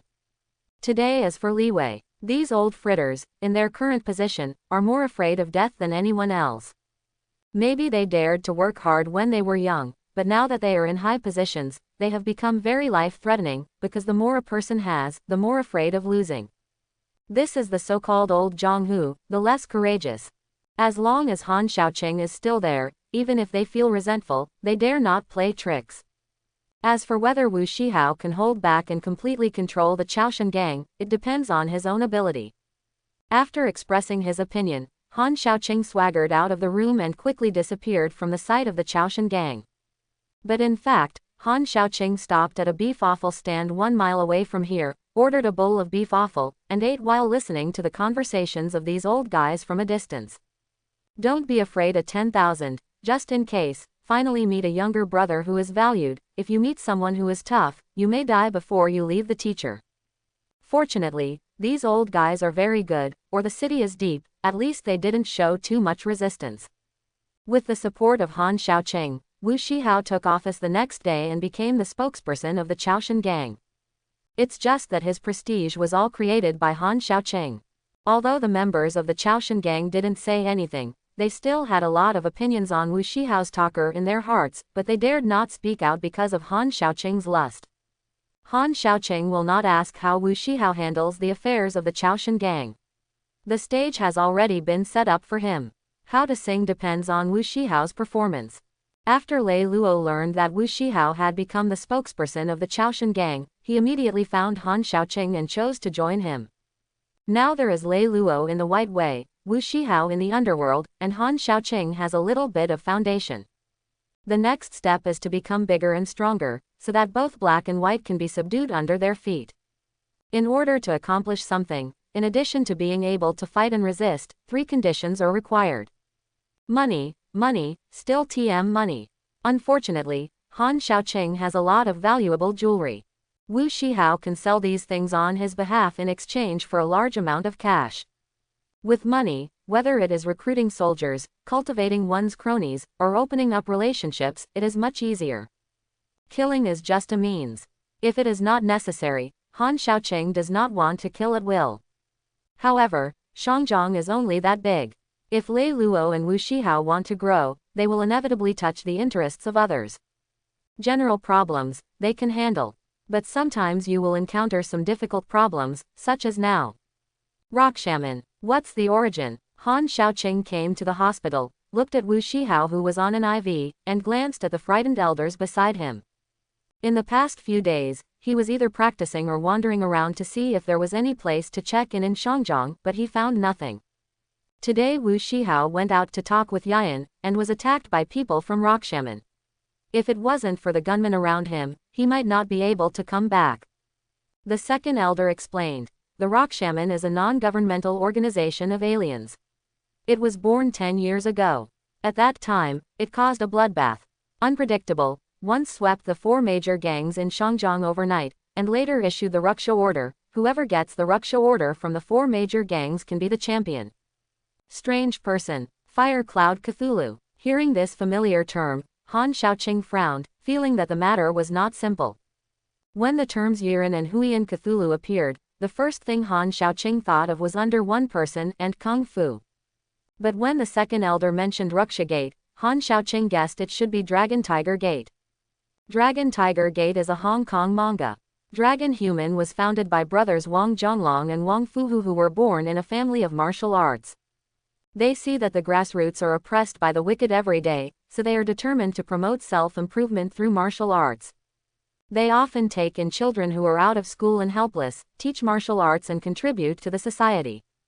Since then, the plaque of Longhuman has represented justice, and teenagers from all walks of life are proud to join Longhuman. Han Xiaoqing remembers making a movie called Dragon Tiger Gate, in which the protagonist and Wu Shihao's actor are the same person, but I don't know what will happen when the two meet. At this time, 2 female nurses walked in. Wu Shihao, how do you feel? Is there any discomfort? The nurse who asked the question had a delicate oval face, with watery brilliance shining in her pupils, her curly short and medium hair combed obliquely to the left temple, and a small nurse's cap on her head, which looked a bit familiar. After thinking about it for a while, Han Xiaoqing recalled that this nurse was called Chinger, and she became Wu Shihao's wife in the movie, Chasing the Dragon. Of course, now the other party and Wu Shihao are only meeting each other for the first time. Because of Han Xiaoqing's appearance, Wu Shihao's wife and son are still in mainland China, and the mother and child are safe. If there is no accident, Wu Shihao and Chinger should not have any more communication. I'm fine, I'm feeling much better. Wu Shihao struggled to sit up and looked at Han Xiaoqing. I'm sorry brother Ching, I'm ashamed of you. It's good that you are fine. I asked the doctor just now. Your problem is not serious, but you have a slight concussion. Now take a good rest and don't think about it for the time being. Wu Shihao was not to blame for this incident. The other party came prepared, but Wu Shihao was not prepared. The injury was completely the other party's plan. Rock Shaman came for Han Xiaoqing, and wounded Wu Shihao just to lure Han Xiaoqing over. While talking with Wu Shihao, Han Xiaoqing's keen hearing has already heard a large number of people approaching the hospital. Presumably someone from Rock Shaman. Han Xiaoqing remained calm, letting Wu Shihao recuperate with peace of mind, and at the same time let a few trusted people of Dewey look after him. Walking out of the room and through the corridor, Han Xiaoqing glanced at the elders following behind him. I thought it would be useful to keep you, but I didn't expect that even a little thing can't be done well. Ah Hao has an accident, are you happy? The second elder immediately blamed him. No, we didn't want to. Who knew that Luo Shaman would make a sudden move? It's Makun's fault, it's all his fault. The fifth elder also echoed. Yes, it is Makun. Han Xiaoqing glanced over several old things, and finally fixed on the fifth elder. Your heart is beating very fast. I heard that you have a very good relationship with the eighth elder. Can't you wait to meet him underground? I'm perfect for you. Han Xiaoqing lightly patted fifth elder on the shoulder. The fifth elder's heart was suddenly congested, and the blood supply was insufficient, resulting in a lack of oxygen in the brain, and he collapsed on the ground and convulsed as soon as his vision went dark. Han Xiaoqing yelled casually, "Nurse, come and have a look, someone here is dying." The fifth elder's complexion was purple. He covered his heart with one hand, and pointed at Han Xiaoqing with the other, but he opened his mouth but was speechless. Before doctors and nurses could arrive, he died of heart failure from the stress. Seeing this, the second elder, the third elder and the others all had a feeling of sadness when the rabbit died, but they didn't dare to say more. Doctors rushed to rescue him but failed, and finally declared him dead, put him on a stretcher and took him away. Han Xiaoqing looked at the remaining 4 people who were worried, and said coldly, "I like smart people, but I don't like people who pretend to be smart. If you want to play with me to kill with a borrowed knife, you can't afford it. Don't dare, this is all Lao Wu's own opinion, and it has nothing to do with us." The second elder and the others hastily separated the relationship. "Okay, this time is over, but I don't want another time. It's not easy for you to live to this age. You have to know how to cherish it. Wait half an hour before going to the hospital so as not to take your old life." Quote. After saying that, Han Xiaoqing walked away in a huff. Walking out of the hospital gate, Han Xiaoqing noticed many abnormal eyes staring at him. Pretending to be nothing, he chose an alleyway with few people and walked in. After a while, a group of people surrounded the alleyway. These people are all dressed in uniform black clothing, holding a uniform machete in their hands, and they look much more well-trained than ordinary young and dangerous boys. People from Yian are also here. Yingyian is currently the largest society in Shangjiang, much stronger than the Chaoshan gang. The boss is Makun, who mainly relies on overseas smuggling to make profits, and controls the major piers in Shangjiang. The British are very generous. Han Xiaoqing stood calmly in the alleyway. After a while, 4 people walked out of the crowd on the opposite side. Standing in the middle was Coolie Chang holding a pair of ninja forks. In other words, the person who is very similar to Coolie Chang looks a little evil, and should be called an old demon, but now he looks like he is in his early 30s. The other wore half a grimace mask on his head, standing on the left side, with his hands swinging, calm and powerful. He should be a master of boxing. Standing on the far right is a man with long hair, holding a long stick in his hand, with cold eyes, looking at Han Xiaoqing as if he were looking at a dead person. Standing behind the old demon is Makun, who looks much younger than in the movie, with black hair and a mustache. "If you offend our Rakshasa gate, today is your death day." The long-haired man who swung the stick was nicknamed the Stick Demon. He took the lead, waving the tong stick and sweeping towards Han Xiaoqing's head with a mighty force. As soon as Han Xiaoqing raised his hand, he firmly grasped the smashing stick, squinted at the Stick Demon, and kicked the Stick Demon away as soon as he raised his leg. At the end, he did not forget to say, "Thank you, Old Iron, for sending the weapon." The Stick Demon was already severely wounded. Hearing this, he spat out a mouthful of old blood on the spot and fell to the ground. Seeing this, the old demon's expression suddenly became serious. The other person who sat down for the Fire Cloud Cthulhu, even though he was ranked first, he was still ahead of the Stick Demon. If you want to defeat the Stick Demon, you must at least use 100 moves. But the person in front of him just crippled the Stick Demon with one kick.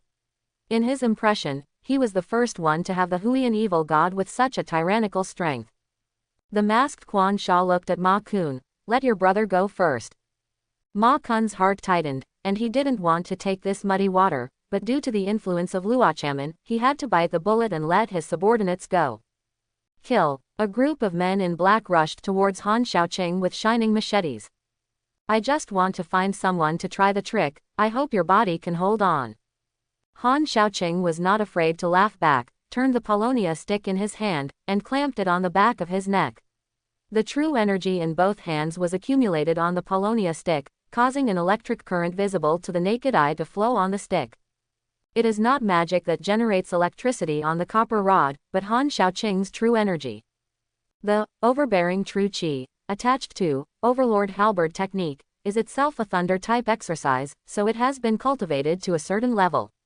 When it is used, it will radiate lightning and look aggressive. Others can also practice overbearing true qi, but if they don't have a thunder-type physique, it will be difficult to achieve great success. At the beginning, I taught Wu Shihao and others overbearing true qi, because Han Xiaoqing had no other exercises to teach, and he didn't expect them to be able to practice anything famous. It is no problem to strengthen the body and strengthen the body. Why is there lightning on him? Things don't look right. A group of young and dangerous boys rushing over saw Han Xiaoqing, who was flashing with lightning and showing domineering sideways, and suddenly felt bad, but it was too late. After accumulating power for a second, Han Xiaoqing's ultimate move was released. The first form, execute the immortal and exterminate the soul. I saw Han Xiaoqing loosen his left hand, and the copper stick, which was bent like a bow with the electric current, was ejected from the right side. In an instant, a dazzling electric light shot out along with the copper rod, drawing a dazzling crescent-shaped arc in the alleyway ahead. Stab! Thunder and lightning swept across, and wherever it passed, dozens of men in black were all thrown into the air by the domineering energy. The scene was very similar to the scene in Kung Fu, where Ah Xing beat the Axe Gang into the air. Plop plop. What? A group of people were thrown into the air like ants, and then experienced a free-fall movement. The unlucky ones who rushed to the front died immediately, and the people who were blown away by Yu Jin in the back were less injured, and those who were lucky could survive. Down. This is because Han Xiaoqing controlled his strength, and the weapon he used was a copper stick. If it were a trident, these people would be wiped out with one blow. The copper stick spun around and flew back to the hand under the traction of Han Xiaoqing's true energy. The obstacles in front of him were cleared away, and only Lao Yao, Quan Sha and Makun were left standing. The young and dangerous boys who were about to rush up to kill people were shocked by this blow, and stopped in panic, not daring to take a step forward. Is this something that humans can do? Although I have heard of sweeping a large area with a stick, it is not such a sweeping method. With a stick, it feels like mowing grass. It is human nature to be greedy for life and fear death, and the life of young and dangerous is also life, who would like to be taken in like this. Everyone looked at me and I looked at you, they didn't dare to move rashly, and they stepped back unconsciously. Han Xiaoqing turned around and glanced at these people. Don't go, in this case, you have to run, hey, run. Gouda. Many people swallowed their saliva, and when they heard Han Xiaoqing's words, their psychological defenses were immediately broken. When the first young and dangerous boy dropped the knife and ran away, the rest of the young and dangerous boys followed suit and fled for their lives. You fools, Brother Kun is usually so kind to you, but now he is running away, he has no loyalty. Fight with him. There were still a few bloody people, and instead of fleeing with the crowd, they rushed towards Han Xiaoqing. There is a kind. Han Xiaoqing praised, and waved the copper stick in his hand like a wheel, easily flying several people away. The old demon held the ninja fork tightly, with a dignified expression. This guy is so strong, maybe even Huiyan Cthulhu is no match for him. Impossible, the evil god is the strongest. Quan Sha seemed to be a die-hard fan of Huiyan Cthulhu. Even though he knew he was invincible, he still saw the right moment and swung his fist at Han Xiaoqing.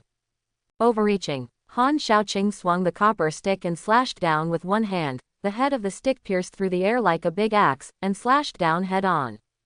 The air was like water, shaking violently. Quan Sha staggered his hands and raised his hands to resist, intending to resist the next blow. But he overestimated his own strength.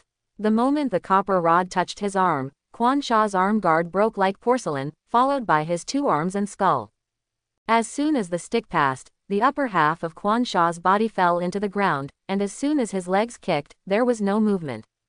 Hula. When Han Xiaoqing turned the copper stick, there was a burst of wind, and the blood and brains on the stick were thrown away, and some white things fell under the eyes of the old demon opposite. The cold touch made the old demon who came after him shudder. I'm fighting with you. The old demon roared with courage, determined to die, turned the ninja fork with both hands, and stabbed Han Xiaoqing in the waist. Boom. With a gunshot, the old demon queen was hit in the head and fell straight down. It was Makun behind the old demon who fired the shot. After killing the old demon, Makun looked at Han Xiaoqing and said sincerely, the attack on Wu Shihao and the ambush here were all instigated by the evil god Huiyan. In fact, we Yian don't want to fight against you. Before Makun finished speaking, Han Xiaoqing flashed his figure, knocked Makun's pistol away with a swing, and then pressed Makun's chest with a stick, slamming him against the wall. Injure my brother, design an ambush, you don't think that you will turn back and kill someone to express your opinion, and forget about it. Ahem. Makun's ribs were stared at by a stick, and he was in midair. He felt pain in his heart and difficulty breathing. As long as Han Xiaoqing used a little more force, the copper rod could pierce Ma Kun's chest. Don't kill my dad. At this time, a young girl ran out in the distance. Xiaoling, don't go there. A 7 or 8-year-old boy ran up behind the girl and grabbed the girl who was running. Your daughter, she's cute. Han Xiaoqing glanced at the little girl and the little boy, and said something casually. No. Don't hurt my daughter. She is innocent. When Makun saw his daughter, he was very excited and desperately squeezed out a word from his throat. Innocent. Han Xiaoqing just smiled. When these gangsters kill the whole family, they are so clean and tidy. They wish to chop down all 18 generations of their ancestors. They never consider whether other people's children or parents are innocent. Once the situation is imminent, saying that one's children are innocent is really a famous double standard. However, Han Xiaoqing really had no intention of killing Makun, otherwise he would not have talked nonsense with him, and would have been beaten to death with a stick long ago. When Han Xiaoqing saw the little boy and the little girl, he guessed the identity of each other. The little girl is Ma Kun's daughter Ma Xiaoling, and the little boy should be Wang Xiaolong adopted by Ma Kun. Judging from the ages of Ma Kun, Ma Xiaoling, and Wang Xiaolong, the plot of Dragon Tiger Gate obviously hasn't officially started yet. After glancing at Wang Xiaolong with flowing bangs, Han Xiaoqing said, Don't look, kid, just turn your head away. Hearing Han Xiaoqing's words, Wang Xiaolong realized something, pulled Ma Xiaoling around, and covered Ma Xiaoling's ears. Han Xiaoqing loosened the copper stick, then swung the stick with a shock, breaking one of Ma Kun's arms. Ah! The broken arm made Ma Kun lie on the ground and howl, with cold sweat dripping from his head, and he was still a little fortunate in his heart. Han Xiaoqing looked down at Ma Kun. I'll give you a day to bring people from Yingyan to join the Chaoshan gang, and you can plead guilty to Ahao yourself. If he doesn't forgive you, then you can end it yourself, so as not to hurt your family. Yes, I understand, I understand. Ma Kun endured the pain and nodded repeatedly. Although an arm was broken, at least his life was saved for the time being. Han Xiaoqing took 2 steps, turned around and asked, By the way, where is the Rakshasa gate? It is useful for Ma Kun to keep him, and Han Xiaoqing kept him alive mainly to facilitate the gathering of Yan's forces. Shangjiang has been in chaos for a long time, and it is time for someone to calm it down. It is easy to kill Ma Kun, but once Ma Kun dies, the people in Yingyan will disperse, which will cause more unnecessary chaos. For Han Xiaoqing, the safety and interests of ordinary people are more important than the life and death of Ma Kun. After inquiring about the location of the Rakshasa gate from Ma Kun, Han Xiaoqing directly killed the Rakshasa gate with a stick. As the first person in the underworld in Shangjiang, Huiyan Cthulhu is known as the ultimate murderer. This is somewhat similar to Kung Fu, and I don't know who borrowed it from whom. The Huiyan Cthulhu in this world is a martial idiot, and he likes to challenge martial arts. 10 years ago, he wiped out many sects and subdued the 4 major gangsters, so he has a special status. When Han Xiaoqing arrived at Rock Shaman, he found that the place was not small, but there were no people there. The entire base was empty, except for the sound of Huiyan evil god punching sandbags in the hall. Boom! A stick smashed open the gate and knocked down the plaque of Rakshasa Gate. Han Xiaoqing kicked the plaque in a roundabout way, causing it to fly into the hall. Whoosh! The plaque was wide and weighed about 200 catties. Under Han Xiaoqing's kick, the incidental impact was not much worse than that of a cannonball. With a burst of wind, it flew towards the location where Huiyan Cthulhu was. Hearing the movement, Huiyan Cthulhu punched the heavy sandbag with a punch. The iron chains binding the sandbag were broken with such force, and a large sandbag with a diameter of 2 meters flew out, colliding with the plaque in midair. There was only a sound of hoo-hee. The plaque pierced into the sandbag, and most of it pierced through the other end, bringing a large piece of yellow sand flying. I didn't expect Shangjiang to have a master like you. Huiyan Cthulhu looked at Han Xiaoqing, who had walked into the base, turned his fist and hooked his hands. The meaning was obvious. You, come here. He has been invincible for too long, except for losing to Fu Manchu of the 10 Rings gang, he has never lost a single defeat. Huiyan Cthulhu did not admit his defeat, because he did not lose in martial arts. When Huiyan Cthulhu observed Han Xiaoqing also saw Huiyan Cthulhu. Huiyin Cthulhu is only 1.7 meters tall, with an iron mask on his face, and a coquettish red cape. Judging from the breath alone, he is much stronger than the old demon. The more expert he is a huge signal source. In the eyes of some people, ordinary people may not be found, but experts will definitely be found.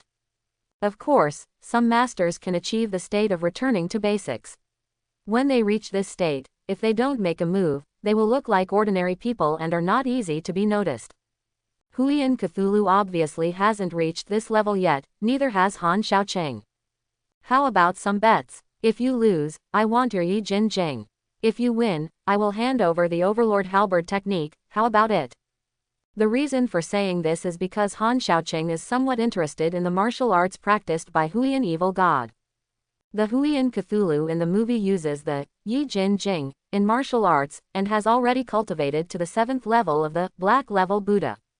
Yi Jin Jing has appeared in many martial arts worlds, and the setting of each world is different, so the effect of Yi Jin Jing is also strong or weak. The Yi Jin Jing in this world was also created by Bodhidharma, the founder of Shaolin. After Bodhidharma created the 12 passes of the Golden Bell Jar, he felt that it was too profound and difficult to practice. He felt that no one in future generations could inherit his mastery of the top pass, so he simplified it and created the Yi Jin Jing. The difference is that the Yi Jin Jing in this world actually connects the meridians of the whole body to the cosmic magnetic field, and the external force is transformed into internal force.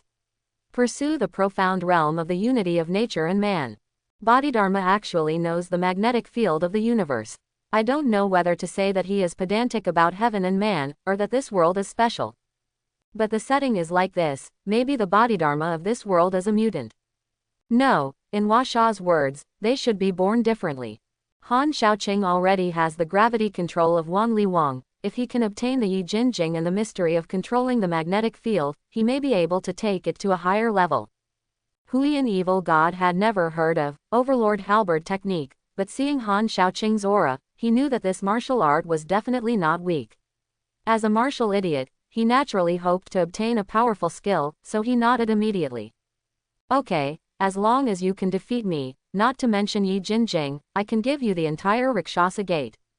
Huiyin Cthulhu is extremely confident in his own strength. Perhaps looking at China, he is not the strongest existence, but in Shangjiang, he is invincible. Ever since he practiced the Yi Jin Jing to the Black Level Buddha, he has never lost a single defeat. Now that he has finally met a worthy opponent, Huiyin Cthulhu is very excited. Knowing that the Comer was of extraordinary strength, Huiyin Cthulhu didn't feel contemptuous. As soon as he came up, he displayed a black level stupa, and 3 battle patterns appeared on his face under the mask. This is the performance of the Yi Jin Jing, practiced to a very deep level. The whole body is a place of tolerance, which can absorb the energy between the heaven and the earth for its own use, and has no weak points of damage. It is comparable to the 12 an invincible body with no cover in the middle. Since Patriarch Bodhidharma, there are 8 people who have practiced the Yi Jin Jing to the black level of Buddha, and Huiyin Evil God is the only one in the world. Come. Han Xiaoqing turned the copper stick and put it in a posture, but did not use the trident because it was not necessary. Huiyin Cthulhu was not polite either. With one step, his whole body was like a sharp arrow, and he rushed to Han Xiaoqing in an instant. Han Xiaoqing picked up the copper stick and swept away the thousands of troops with an electric current. Huiyin Cthulhu is really not comparable to the old demons. He raised his arm to withstand the blow, and the tip of the copper rod was bent and deformed under the impact of powerful force. Blocking the attack with his left hand, Huiyin Cthulhu bombarded Han Xiaoqing's middle gate with his right hand. Powerful true energy surged, and his fist was as hot and fierce as lava attached, bringing a fiery fist wind. Han Xiaoqing clenched his fist with his left hand and charged towards him with an electric current. Boom! The 2 fists collided, and with the fist as the center, a strong shock wave was set off and spread in all directions. The ground under the 2 people's feet was instantly sunken by 2 feet, and spider web-like cracks spread around. During the impact, the copper rod broke into 2 pieces. Han Xiaoqing stood still, but Huiyin Evil God was sent flying more than 10 meters away, breaking a stone pillar before stopping. You really are not simple. You are qualified to die in my hands. Huiyin Cthulhu got up from the ruins, and Han Xiaoqing couldn't see his expression clearly because he was wearing a mask, so he threw the half of the copper stick in his hand. Regardless of Han Xiaoqing's casual flick, the added force was enough to allow the copper stick to pierce through a 1-meter-thick stone wall. Black level Buddha. Hearing Huiyin evil god's deep voice, he put his feet on the ground, lowered his waist and tied his horse, and circulated a strong internal force. A thick black energy emerged from his body, forming a protective shield, isolating everything around him. The black air mask is like an illusory pagoda floating in the air, enveloping Huiyin Cthulhu's body in it. The copper rod hit the pagoda, and under the strong impact and reaction force, the tip of the copper rod was wrinkled and deformed, and was finally thrown away by the air wall. Han Xiaoqing feels that the black-level Buddha of Huiyin Cthulhu looks a bit like turning on the gravity field by himself, but you can still see the difference if you look closely. Come and don't reciprocate is also indecent, took Han Xiaoqing's stick. Huiyin evil god immediately counterattacked. Fire Cloud Palm. At first glance, a burst of flame burst out from the hands of Huiyin Cthulhu. Fire Cloud Palm is the signature technique of the Fire Cloud evil god. With one palm, a basketball-sized fireball bursts out at an extremely fast speed. The energy contained in it is no less than a fired shell. Lightning flashed on Han Xiaoqing's body, and his speed increased suddenly. He avoided the oncoming fireball, and punched with his right hand. When the fist passed through the black stupa, the fireball flew to the wall behind, blasting a big hole in the wall. The flames behind him and the flying gravel did not attract Han Xiaoqing's attention at all. When the fist touched the black-level pagoda, Han Xiaoqing obviously felt a resistance, so the speed of the fist slowed down. Huiyin Cthulhu immediately kicked out the overlord leg, and kicked out with one leg. He was unparalleled in power, extremely fierce and domineering. Han Xiaoqing changed his fist to an elbow and collided with Huiyin evil god's leg. The two fought close to each other, punching and kicking, and fought very fiercely. The completely different strengths collided continuously, and there were bursts of dull sonic booms. When it comes to combat experience and martial arts attainments, Han Xiaoqing is naturally inferior to Huiyin Cthulhu, but his strength and reaction speed are both higher than Huiyin Cthulhu. Even without the use of gravity control and trident, relying on physical strength is enough to suppress Huiyin evil god head-on. This is one power drop 10 meetings. It's too slow, that's all you have the patience for. Han Xiaoqing fought with Huiyin evil god for several rounds, suddenly increased his speed, and kicked Huiyin evil god away. PFF'd. Huiyin Cthulhu's body fell on the stone steps, almost his whole body sank in, the condensed pagoda collapsed, and a mouthful of blood spewed out from his mouth. Because of the mask, the blood was immediately caught by the mask and dripped down his cheeks. Hearing Han Xiaoqing's sarcasm, Huiyin evil god was angry from his heart, slapped the ground, and jumped into the air. With a wave of his hand, the cloak behind him spun quickly, and hit Han Xiaoqing like a drill. Without a weapon, Han Xiaoqing used his arm as a halberd, moving his air all over his body, and punched out with a punch. The electric light surged, overwhelming the sea, and the air in front exploded with a deafening sound. The Huiyin Cthulhu's cloak couldn't bear the powerful punch, and it exploded in midair, turning into fragments all over the sky, with a different sense of beauty.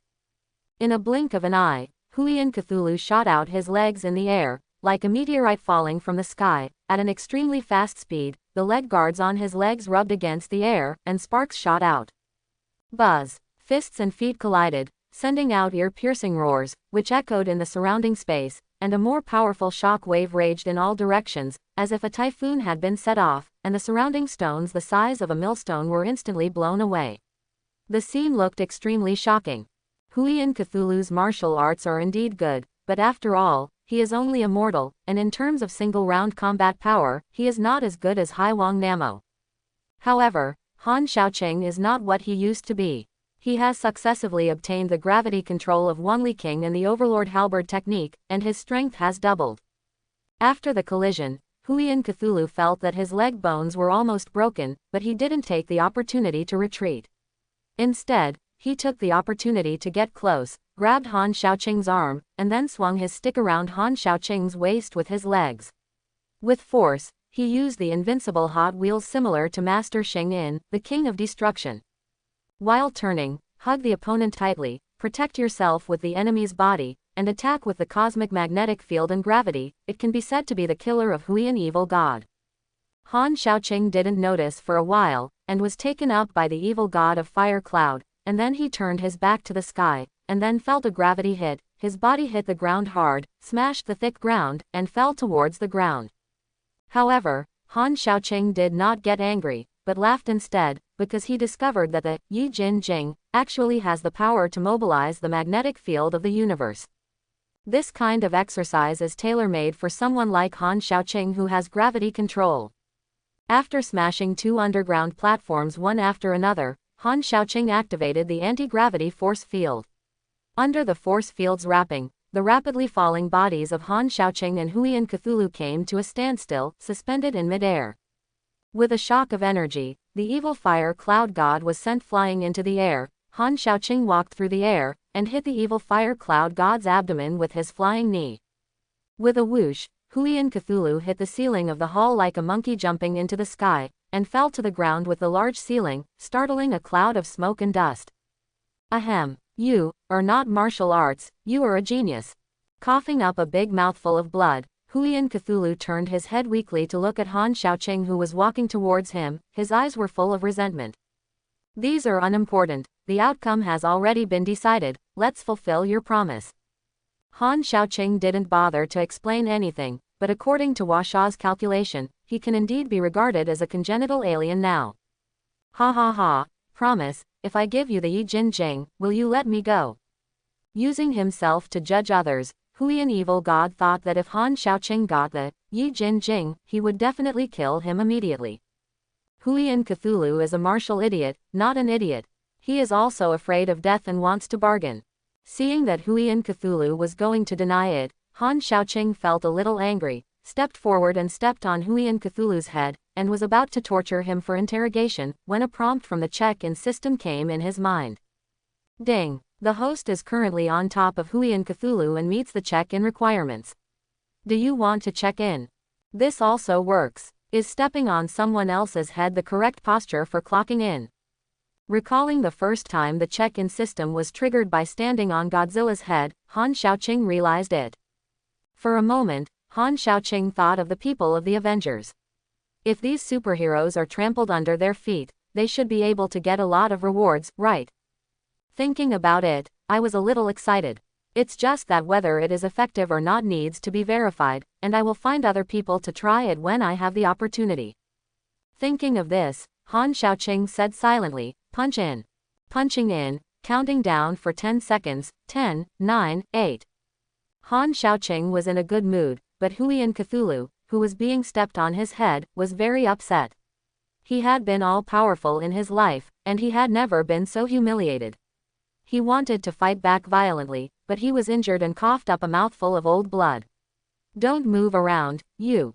Feeling the Huiyan Cthulhu twitching under his feet, Han Xiaoqing didn't show any face, and immediately stepped up a little bit of strength to firmly trample the Huiyan Cthulhu under his feet. Chapter 31. Huiyan Cthulhu's head almost sank into the ground, the iron mask on his face was deformed, blood was left on his mouth and nose, and he suffered a huge blow to his heart and body. But no matter how angry he is, how much killing intent boils over him, under the absolute power, there is no day to turn around. Even if I die, you don't even want to get the Yi Jin Jing. When Huiyan Cthulhu was gnashing his teeth, the check-in system in Han Xiaoqing's mind had entered the countdown. 3.2.1 Check-in is successful, congratulations to the host for getting both hands. Shuangquansho. Shuangquan is derived from the thought of both life and death. There are 2 forms, one blue and one red. The blue hand modifies the soul, can detect lies, detect or modify memories. The red hand modifies the body, can heal wounds, reshape or change the body. Do you want to receive it? Looks like luck is not on your side. Han Xiaoqing had watched under one man, so he naturally knew the magical effect of Shuangquansho, one of the 8 miraculous skills. He immediately knocked out Huiyan evil god with a punch, and then silently said, receive. After the words fell, a mysterious energy from the void injected into Han Xiaoqing's body, allowing him to instantly obtain the ability and usage method of Shuangquansho. Fire Cloud Cthulhu naturally became Han Xiaoqing's first test subject after obtaining Xuanquan hands. With a thought, a ball of blue air floated on Han Xiaoqing's left hand. This is the blue hand in Xuanquan's hand, it is really mysterious. With a slight sigh, Han Xiaoqing manipulated the qi, which was like a blue bubble, and turned into a blue palm and plunged into the head of Huiyan evil god.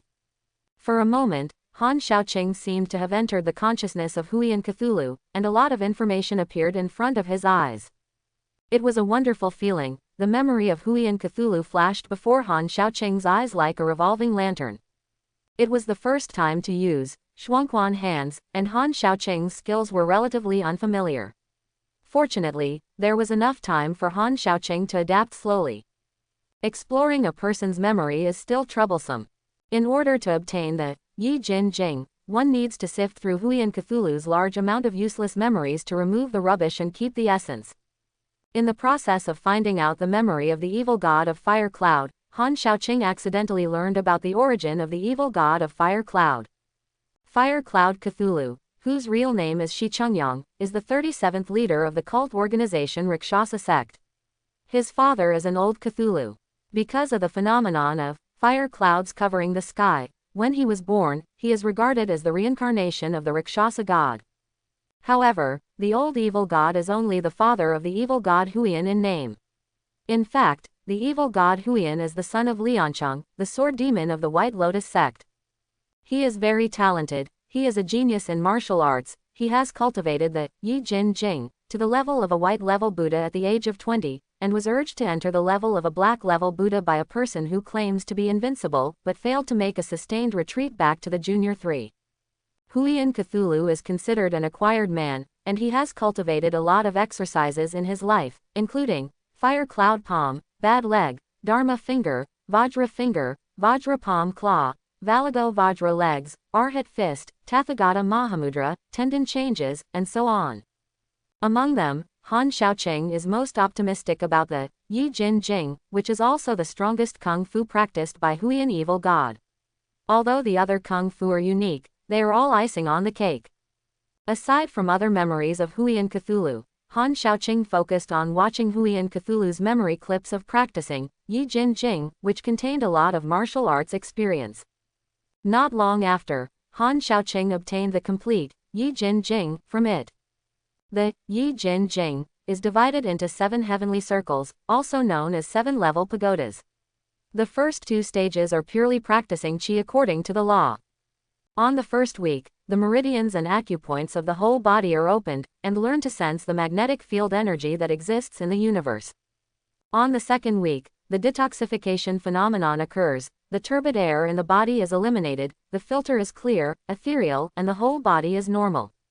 In the third week of Tianong level, the pores directly absorb nutrients from the air. The spiritual sense is clear, the body glows red, the ears are clear, and the energy is abundant. It can easily break the giant tree with one palm.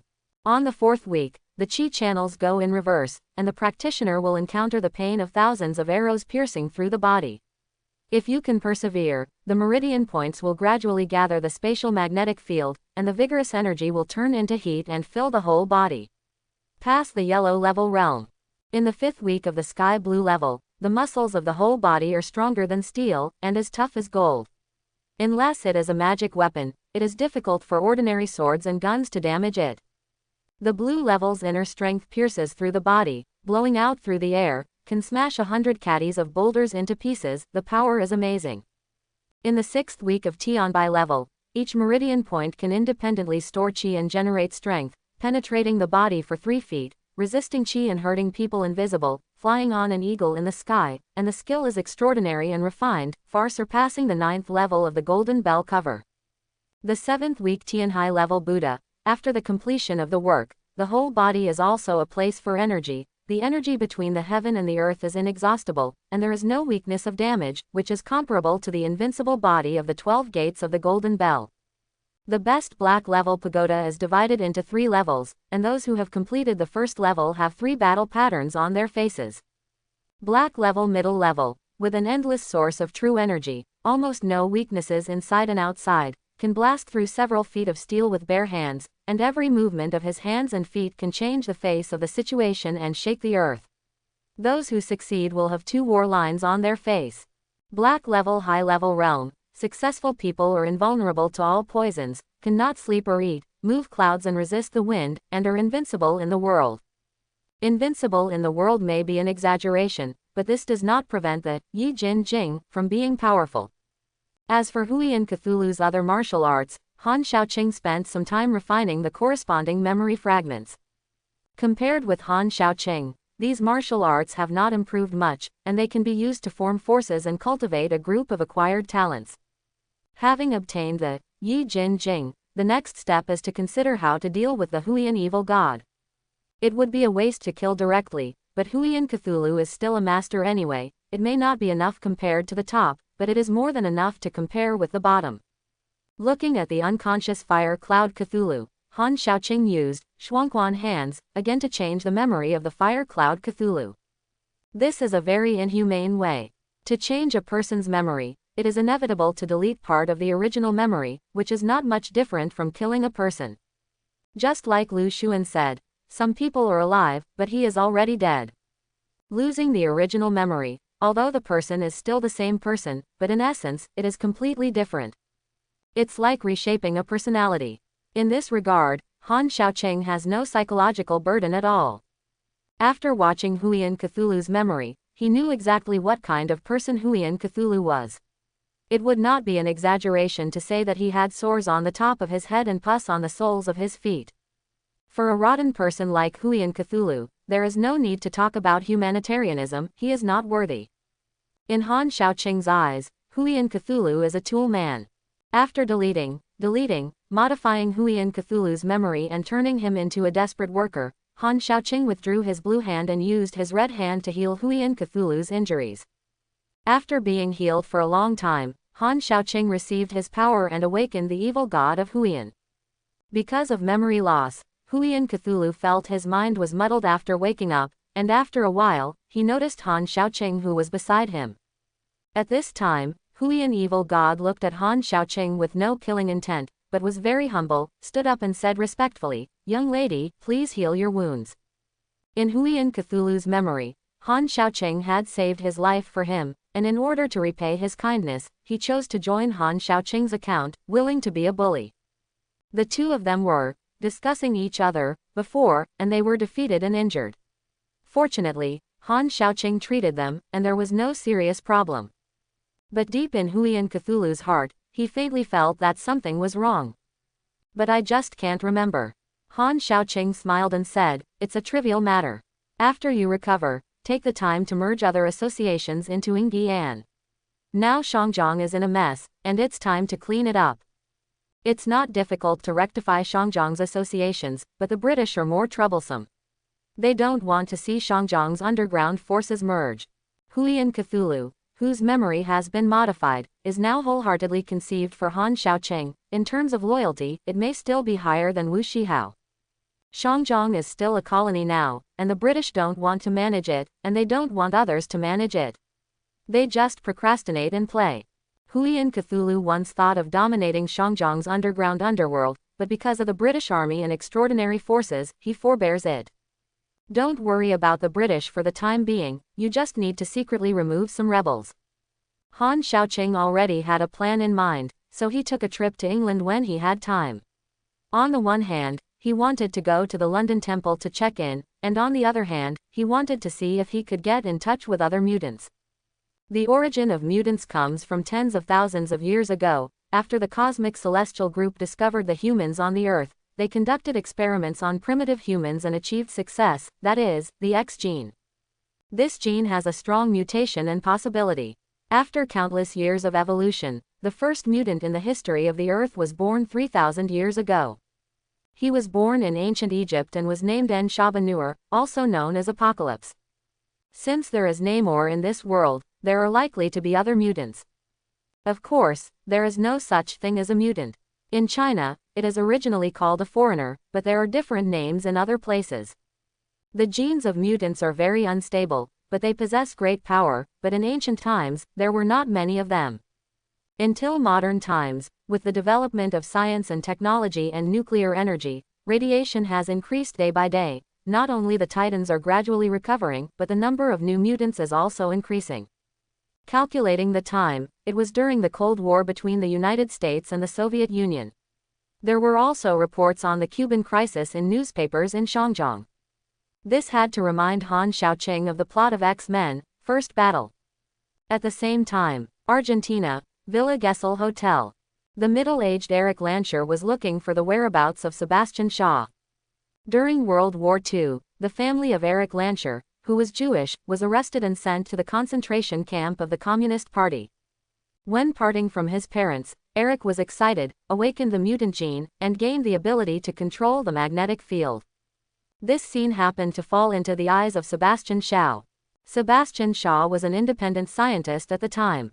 After discovering Eric in his youth, he killed his mother in front of Eric in order to inspire Eric's abilities and thus forged a bloody feud. Later, Eric escaped from the concentration camp relying on the ability of a mutant, and he has been looking for Sebastian Shaw's whereabouts since he grew up. Hard work paid off, and after many inquiries, Eric finally got a clue about Sebastian Shaw from a bank administrator. After a day's rest, Eric rushed to a peaceful small mountain village. Following the afterglow of the setting sun, Eric walked into a Western-style tavern. There were only 3 people in the tavern, 1 bartender and 2 guests, which seemed relatively deserted. After hanging the coat and hat on the hanger in the tavern, Eric greeted calmly, "Good evening, friends." "Good evening, what would you like to drink?" the bartender asked. "Give me a cold beer, thanks." Eric sat on a chair and looked at the photo on the wall next to him. There are 3 people in the photo, the one standing in the middle is his target Sebastian Shaw, and the 2 people standing on the sides are drinking. The bartender brought Eric a glass of beer, and Eric asked, "German beer?" "Certainly." The bartender seemed a little reluctant to talk to Eric. Although Germany had been defeated, he still didn't like Jews. Eric stopped talking, but the bald man beside him didn't say anything. "This is Beidenberger beer, do you like it?" Eric took a sip. "It tastes good." Then he turned and looked at the 2 of them. "You should be Germans, how did you come to Argentina?" "The weather here is good, I'm a pig farmer, ha ha ha ha." The bald man was a little drunk and laughed incoherently. A man with a mustache next to him also smiled and said, "I have been a tailor since I was a child, and my father is the best tailor in Dusseldorf." For the 2 people who didn't answer the question, Eric looked calm, got up, took a beer and walked to sit next to the 2. "Coincidentally, my parents are also from Dusseldorf." As soon as these words came out, the complexion of the bald man and the mustache changed slightly, and they were 3 minutes sober from the wine, and asked, "What's their name?" "They have no names." Eric shook his head slightly. When the bald man and the mustache heard the words, their smiles subsided, and their complexions instantly became gloomy. Decades ago, they all served as soldiers in Dusseldorf. At that time, Dusseldorf was occupied by the Communist Party. There is only one kind of person without a name in Dusseldorf. That is the prisoners of Auschwitz concentration camp. The war was cruel and crazy. At that time, their hands were stained with the blood of many people. After the war, maybe they had a disturbed conscience, or they might be afraid of being retaliated, so they came to live in a small mountain village in Argentina. The 3 of them took a sip of beer silently. The bartender felt that the atmosphere was not right, and touched the pistol under the bar. Eric looked at the 2 people beside him coldly. Their names were taken away by people, by pig breeders and tailors. Having said that, Eric revealed the number of the Auschwitz concentration camp on his arm. The mustache and the bald man didn't understand that the person in front of them was here to seek revenge.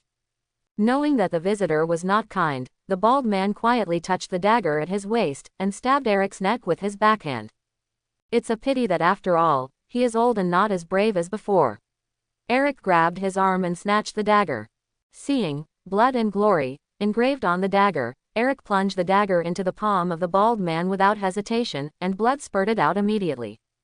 Mustache got up and wanted to help, while the young bartender took out his pistol and pointed it at Eric, but when he wanted to pull the trigger, he found that the trigger seemed to be stuck, and he couldn't pull it no matter how hard he tried. This is exactly Eric's ability to control the magnetic field, and thus control the metal. Under Eric's control, the muzzle of the gun aimed at the mustache next to him, and the trigger was pulled automatically. Boom! After the gunshot, Xiao Huzi was shot in the heart and fell to the ground. Eric pulled out the dagger, threw it out like a flying knife, and stabbed into the bewildered bartender's heart, and then controlled the dagger to fly backwards into the bald man's palm again. What? The bald man's screams resounded through the tavern, and he begged for mercy. Let me go, I'm just obeying orders. Eric asked indifferently, where is Sebastian Xiao? I will not betray my comrades in arms. The bald man said firmly. Eric didn't talk nonsense, pulled out the dagger, and made a gesture to stab again. Seeing Eric's attitude of seeing if I would stab you, the bald head immediately took it to heart, and hurriedly said, Sebastian Shaw is in the Hellfire Club. He intends to start the US-Soviet war. He asked me to save a sum of money, the password is. In order to survive, the iron bone bald mouth seemed to be opened, and he said a lot, shaking out all the information about Sebastian Xiao. After learning about Sebastian Xiao's information and movements, Eric got up and left. But when Eric walked to the door, the bald man desperately picked up the pistol dropped by the bartender, and aimed the gun at Eric's back. Go to hell. The bald man pulled the trigger, but was embarrassed to find that the trigger seemed to be welded dead. I gave you a chance. The metal can be sensed by the magnetic field, and Eric knows what the bald man is doing without turning his head.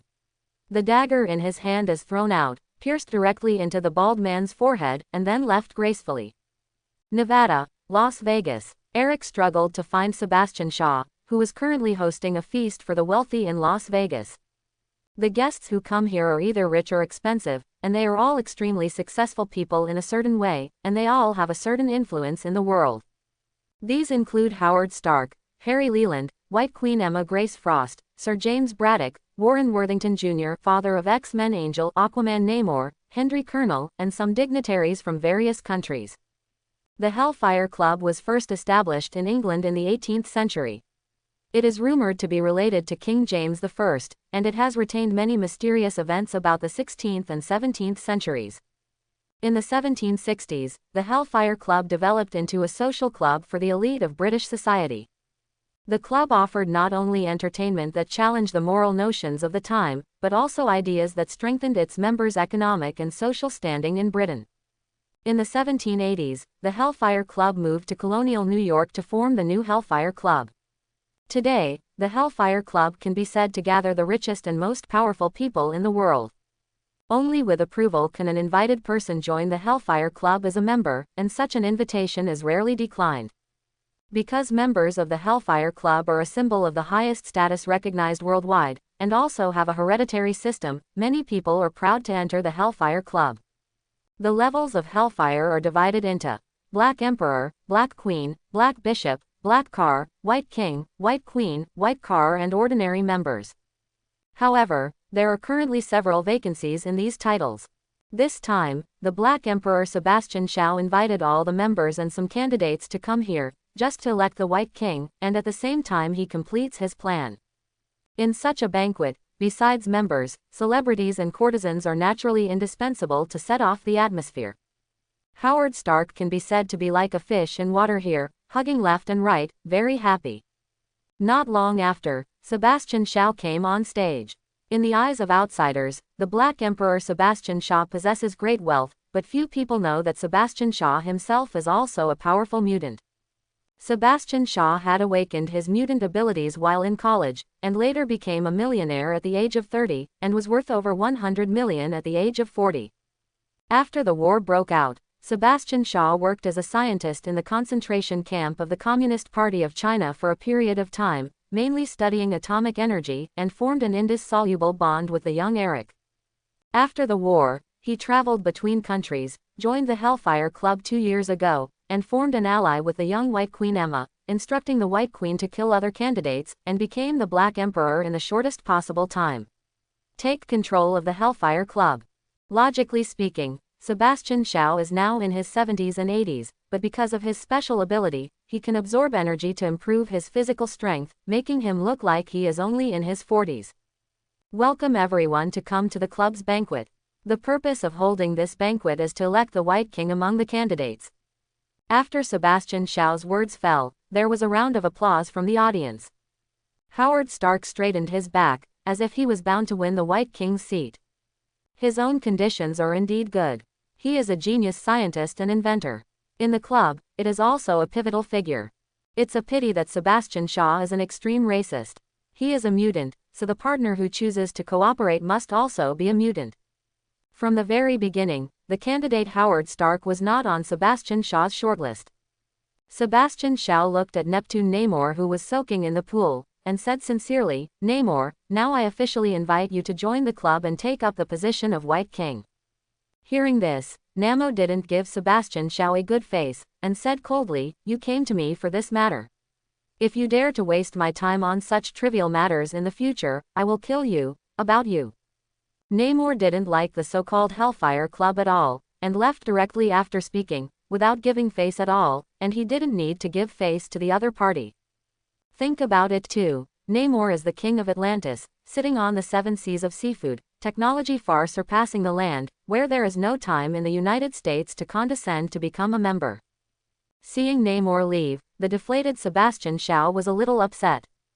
Cough cough. Howard Stark seemed to see an opportunity, and stood a little further forward, coughing twice, attracting Sebastian Shaw's attention. "Is Mr. Howard unwell? I'll ask the private doctor to show you." Sebastian Shaw knew what Howard Stark was thinking, but the other party was not a mutant, so he didn't give him a chance at all. "I'm fine." The face-saving Howard Stark is not stupid. Seeing Sebastian Shaw speak like this, he knew that he was useless. He felt a little upset, and hugged a blonde girl for comfort.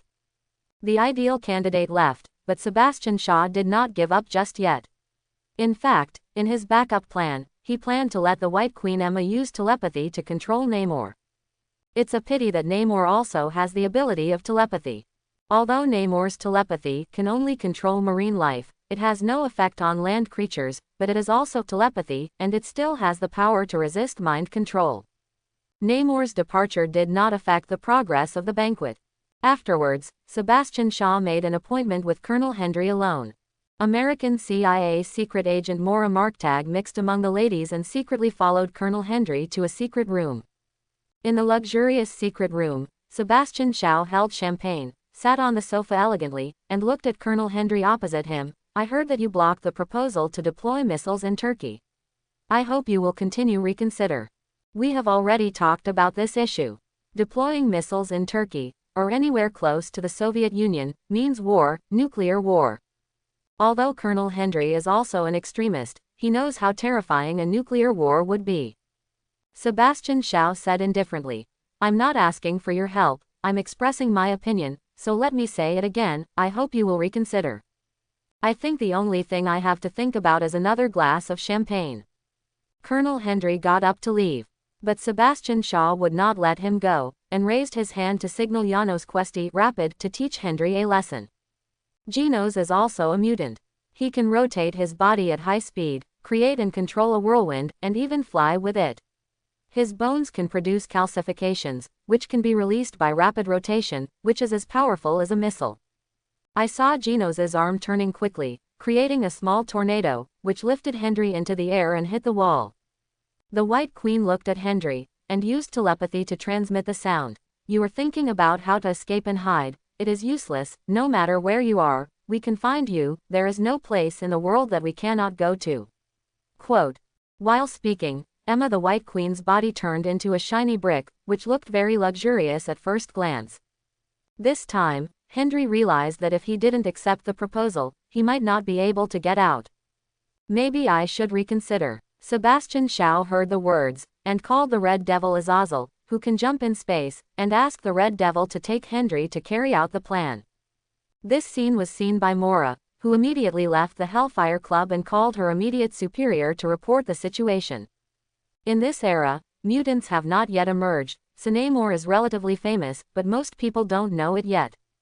Maura's boss couldn't listen to it at all, thinking it was nonsense.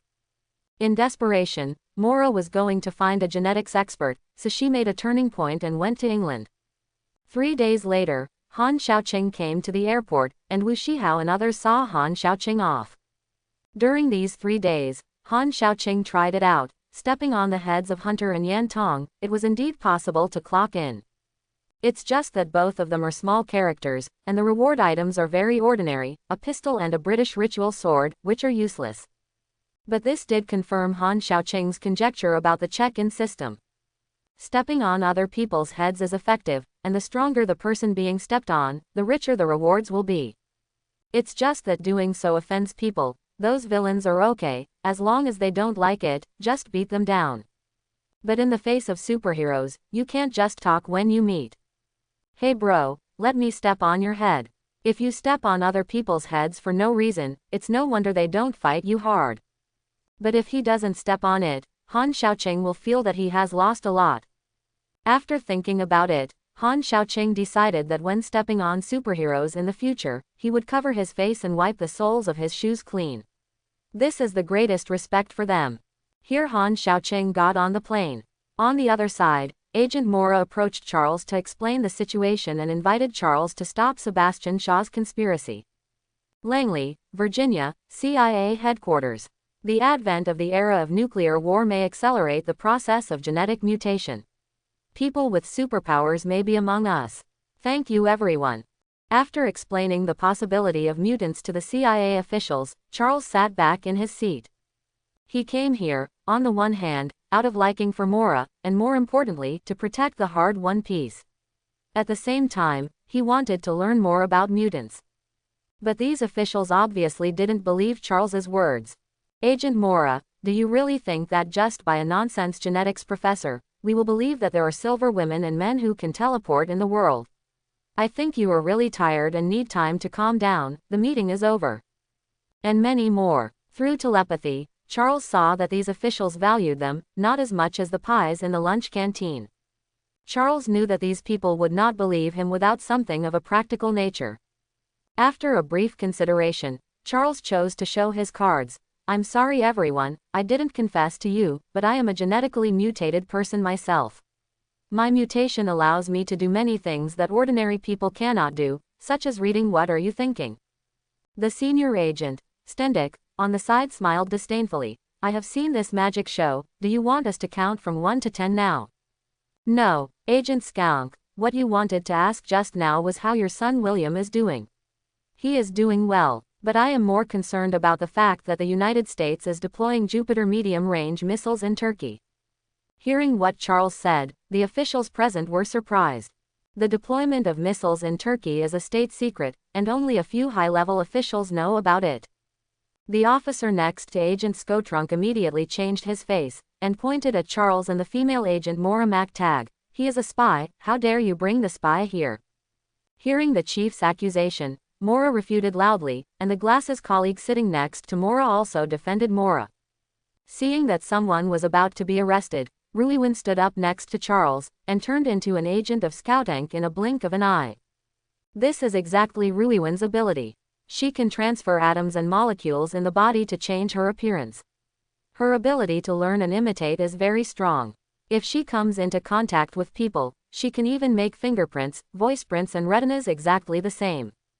Seeing Ruiwin transforming into Skrik in public, everyone fell silent and stared at Ruiwin in disbelief. Seeing everyone's expressions of disbelief, Ruiwin changed back to her original color with blue skin and red hair in a blink of an eye. As the saying goes, seeing is believing. Seeing a heterogeneous existence with your own eyes is more convincing than any rhetoric.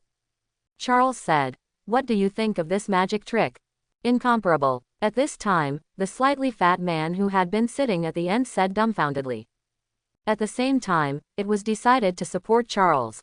UK, London Airport. Han Xiaoqing didn't know the situation of Charles and others.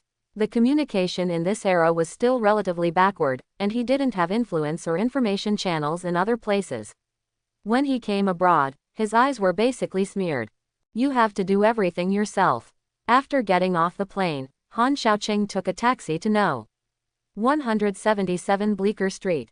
Perhaps because of the improvement in mental strength, Han Xiaoqing's memory is very emotional, and he can recall the details in the Doctor Strange movie.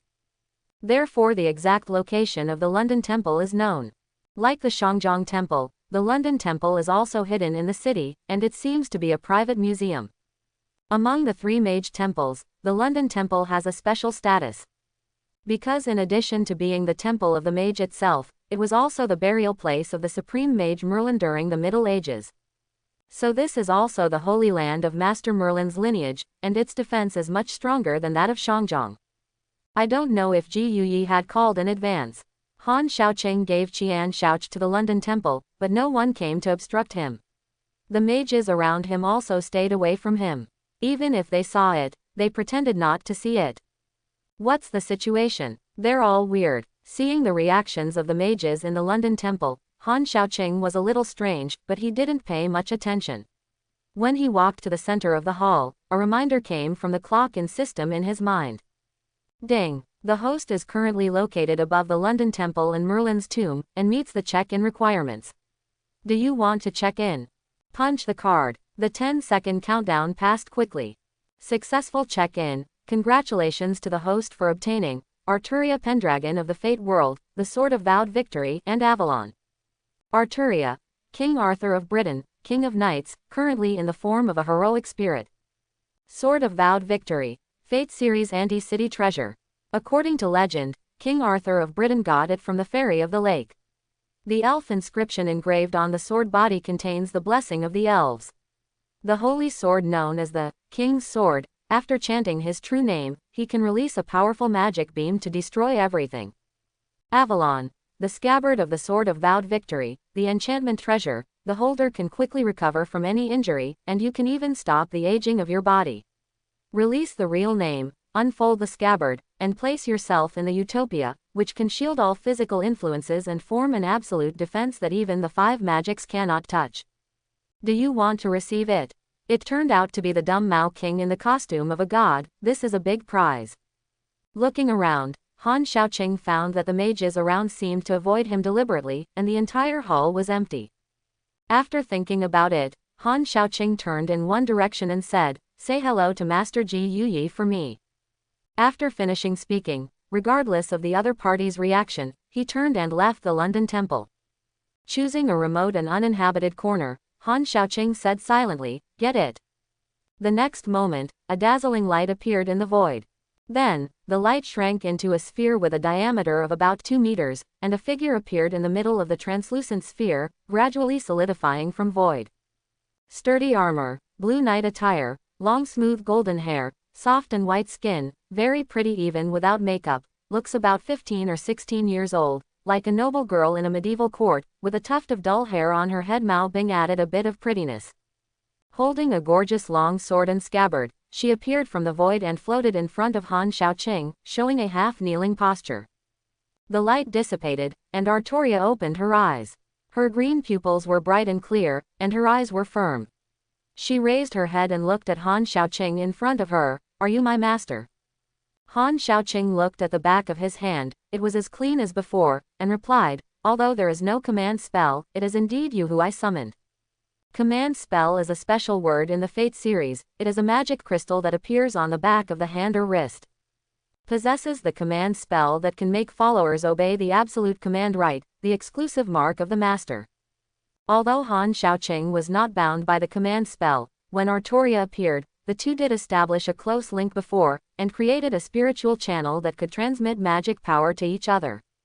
Artoria didn't think much, looked around, frowned slightly, feeling a little strange. She couldn't feel the existence of the Holy Grail here, and seemed to have cut off the link with the Hall of Valor, but she could still maintain the form of a heroic spirit. This situation is very abnormal, but she recognized Han Xiaoqing, and did not make unfavorable actions because she was not restrained.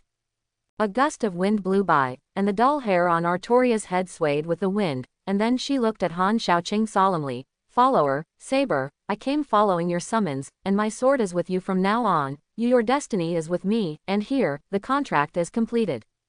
Although she had doubts, as a follower, Artoria chose to be loyal to Han Xiaoqing, and put Han Xiaoqing's life and safety as the priority, which was the bottom line of being a knight. "Don't be so rigid, we will get along well in the future, you have to protect me." Han Xiaoqing was in a good mood and made a joke. With his current strength, he was no worse than Artoria. Putting aside the scabbard of the Sword of Vowed Victory, Artoria might not be Han Xiaoqing's opponent. "It is my duty to protect the master." Artoria's small face was serious, and Han Xiaoqing made fun of it, looked at Artoria's equipment, and said, "My name is Han Xiaoqing, you can call me Xiaoqing in private. Saber can let me see. Do you see your sword?" The relationship between the master and the servants is both prosperous and all damaged. In addition, she felt the closeness from Han Xiaoqing. Artoria did not hesitate to hand over the treasure in her hand to Han Xiaoqing. This is extremely trusting performance. In fact, Han Xiaoqing was just talking casually, but he didn't expect King Dumao to be so straightforward. Han Xiaoqing pulled out the sword of Oath of Victory and looked at it. This is Artoria's strongest treasure, and it is also the most powerful and noble holy sword that symbolizes King Arthur. The length of the sword is about 3 feet, and the width of the sword is 4 inches. About 5.5 centimeters wide. According to the description in Fate, this sword is a holy sword forged by planets rather than humans.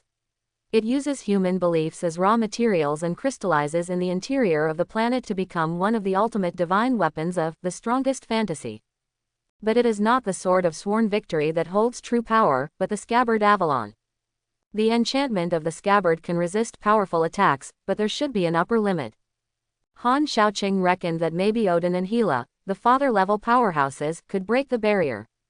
Maybe Godzilla does too. Thanos without infinite gems is estimated to be difficult. But how exactly, you have to try to know.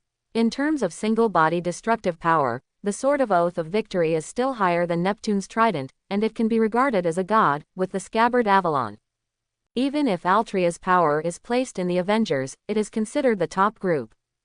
After looking around, Han Xiaoqing returned the Sword of Vowed Victory to Artoria. Let's go, Saber. It's the first time we meet, I'll treat you to a big meal. With the help of Artoria, Han Xiaoqing is even more powerful, and he is in a good mood. As soon as she heard the big meal, Artoria regained her spirits, and the dull hair on her head stood up. With a wave of her hand, the Sword of Vowed Victory disappeared before Han Xiaoqing's eyes. It is not space magic, but the Wind King barrier that comes with the Sword of Oath of Victory. By winding several layers of wind to change the refraction frequency of light, the weapon in hand becomes invisible. The attack power can be enhanced by winding the blade with wind. As a heroic spirit in a non-traditional sense, Artoria cannot be fully spiritualized, and needs to sleep and eat just like humans. And she is a standard foodie. However, the night outfit on her body is a bit out of tune with this era. The blue night outfit is fine, the key is the hands, and the chest is covered with silver armor. It looks beautiful, but in this era, how many people wear armor on the street? In order to avoid unnecessary trouble, before eating, Han Xiaoqing took Artoria to a clothing store to buy a whole set of clothes. Han Xiaoqing chose a relatively new lady's small suit for Artoria, wearing a white shirt inside, and her long blonde hair was tied into a bun on her head. She looked very capable, regardless of her height and face, she looked very similar. The overbearing president's private secretary. It's just that her expression is a little more serious, and Artoria's eyes are always scanning the surroundings, eliminating all suspicious people and preventing her master from being hurt. Don't be so serious, in fact, I can fight very well. Seeing Artoria's serious expression, Han Xiaoqing felt a little stressed. I understand, Xiaoqing. Having said that, Artoria still had a serious expression on her face, giving people a feeling that strangers should not get close. Han Xiaoqing nodded helplessly. By the way, where are your original clothes?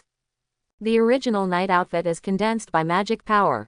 If I encounter a battle, I can quickly mobilize the magic power to change the outfit. Artoria tidied up her small suit in front of the mirror, and it seemed that she paid more attention to appearance. Han Xiaoqing chose a few more fit clothes for Artoria, and after paying, he and Artoria walked out of the clothing store. The two walked side by side, giving people the feeling of a loli and an uncle. No way, Artoria's appearance has always been like this. Since the moment she pulled out the sword in the stone at the age of 15, her appearance and height have not changed. However, although her appearance remains the same, as King Arthur, her every move reveals a noble temperament. At the same time, she has the bravery and decisiveness of a knight, and her eyes are full of determination, as if she can draw her sword at any time to overcome obstacles for Han Xiaoqing. On the other hand, Han Xiaoqing, although only 25 years old, is 1.82 meters tall. Even in the West, he is not short. Artoria's head can only be level with Han Xiaoqing's shoulders. Look at him. In this era, the status of the Chinese was not high. Although Han Xiaoqing was handsome and well-dressed, the British still didn't want to see Han Xiaoqing after seeing him. After only walking one street, I was interrogated twice by the British police, who suspected Han Xiaoqing of abducting and trafficking underage girls. Once colored glasses are put on, it is difficult to take them off. It wasn't until Artoria opened her mouth to explain that these British policemen stopped pestering her. Han Xiaoqing was a little upset, but he didn't care about it with ordinary people. At this time, the sun was setting, and the two came to a high-end French restaurant for dinner. The waiter glanced between Han Xiaoqing and Artoria, and gave the menu to Artoria first. Han Xiaoqing didn't care about the trivial matter of who ordered the food and the attitude of the waiter. He didn't bother arguing with the waiter, that was self-deprecation. Artoria flipped through the menu. As the former king of Great Britain, English was no problem for her. The choice of ingredients for British cuisine is relatively simple. Although it is an island country with a wide sea area, it is limited by ground conditions and the fishing grounds are not very good. Therefore, the British do not pay attention to seafood, and prefer beef, mutton, and poultry. Compared with the complex and diverse cuisines of China, British cuisine is relatively simple, basically boiled, stewed, grilled, fried, steamed, etc. Artoria ordered an oxtail soup, grilled steak, fried potatoes, roast goose stuffed with chestnut stuffing, and a ham. Han Xiaoqing ordered deep-fried sea bass steak, royal butter chicken, roast beef with Yorkshire pudding, a roast leg of lamb, a vegetable salad and a pinch of bitter beer. As the saying goes, the stronger the ability, the bigger the appetite. Both Artoria and Han Xiaoqing have big appetites, and what they ordered is enough to feed 7 or 8 people, but for them, it is a piece of cake. As for the gazes of the people around them, the two of them didn't care. After the dishes were brought to the table, they ate the food gracefully. Artoria has a strong ability to adapt, and quickly adapted to the differences in this era. While eating and chatting with Han Xiaoqing, they talked about the Holy Grail War. Han Xiaoqing took a sip of bitter beer and said, "The Holy Grail does not exist in this world, and there is no Holy Grail War." Is there no Holy Grail War?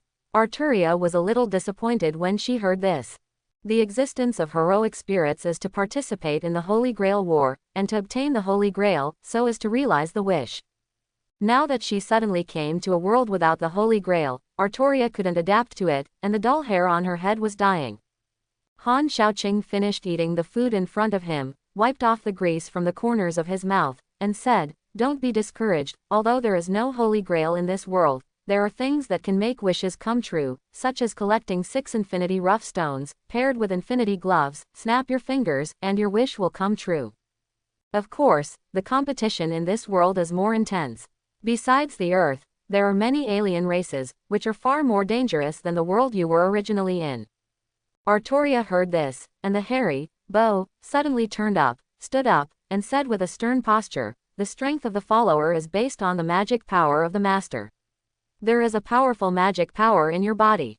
Magic power, my strength is stronger than before, and I can become your sharp blade to smash all obstacles for the master." The people around looked at Artoria's actions, but they didn't understand why, and finally turned their attention to Han Xiaoqing. For them, Han Xiaoqing was a foreigner. Some British gentlemen cast envious and jealous eyes, as if they were annoyed that their own country's cabbage was raped by foreign pigs. Han Xiaoqing didn't care about these strange eyes. After paying, he walked out of the restaurant with Artoria calmly. Walking on the neon-lit street, Han Xiaoqing reminded, "I know your strength, but it's not enough. There are many monsters in this world that can destroy the world, far beyond your imagination. Take your time, we have time." Quote. Looking at the sky, after dinner, night has quietly fallen. Han Xiaoqing planned to find a hotel to settle down first, and then find a way to get an identity for Artoria tomorrow, otherwise it would be inconvenient to travel. Han Xiaoqing can fly, but flying by himself is naturally more comfortable than flying by plane. Enjoying life is an important thing. Life is too short to ignore the scenery along the way just because you want to become stronger. Speaking of which, there is no difference between the night in London and Shanghai, but the local customs are still unique.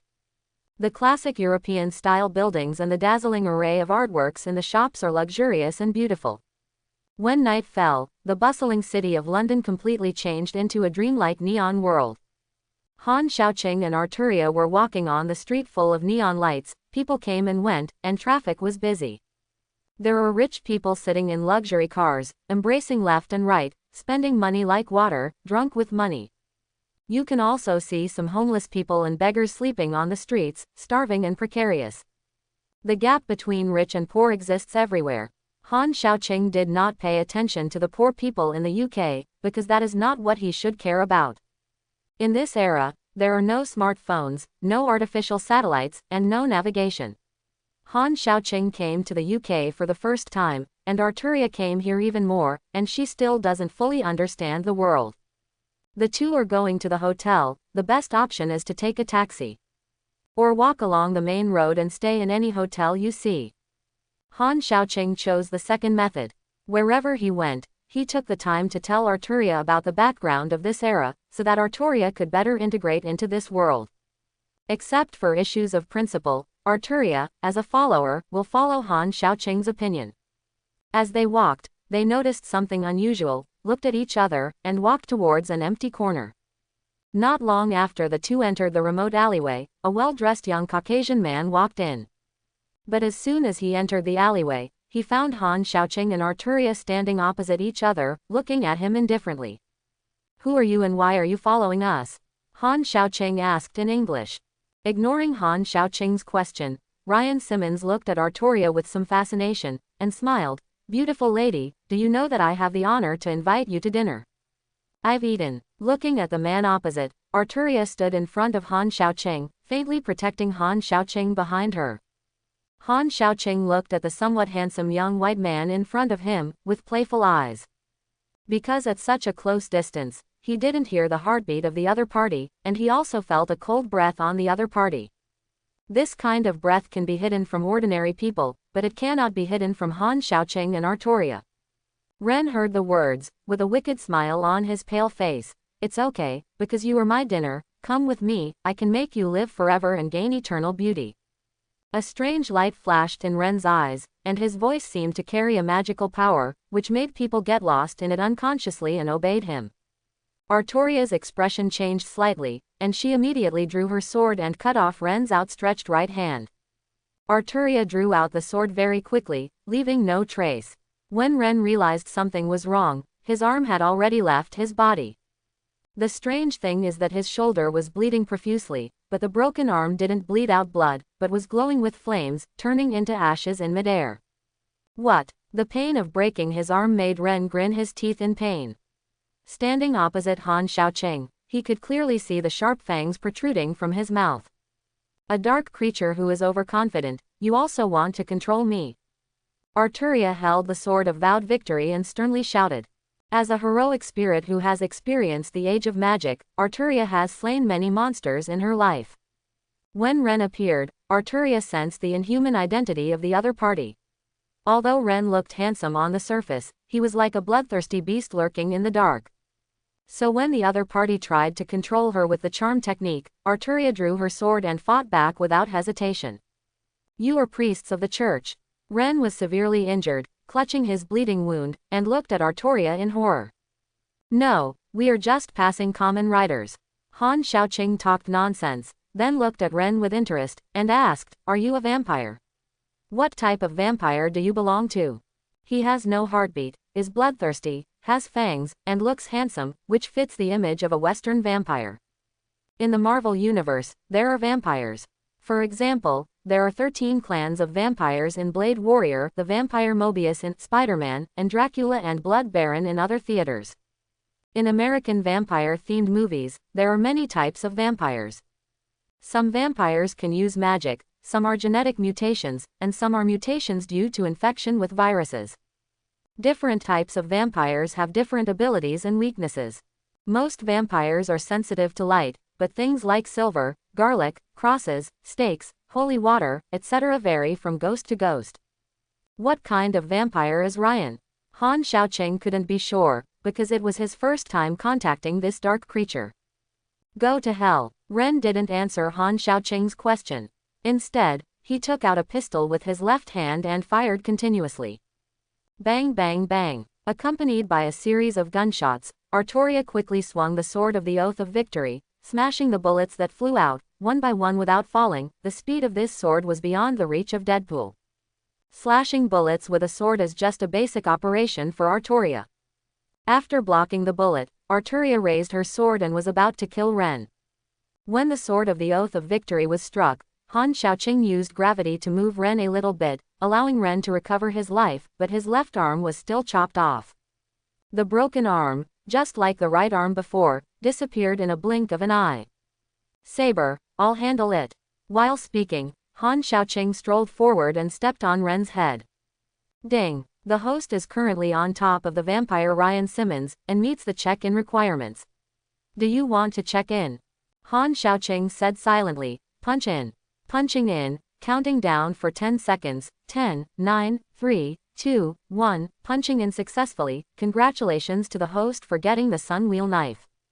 Sun Wheel Knife, the weapon used by the swordsmen of the ghost-killing team. The blade is made of materials that absorb sunlight, Gorilla Scarlet Iron, and Gorilla Scarlet Ore. It is the only weapon in the world that can cause harm to ghosts. Attributes are displayed in different colors.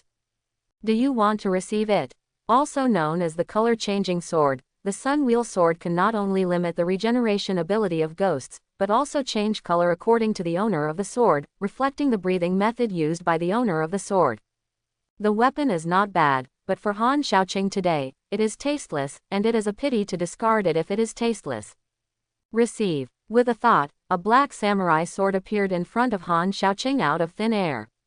The square cross knife, with rounded edges, without any decoration, looks simple and elegant.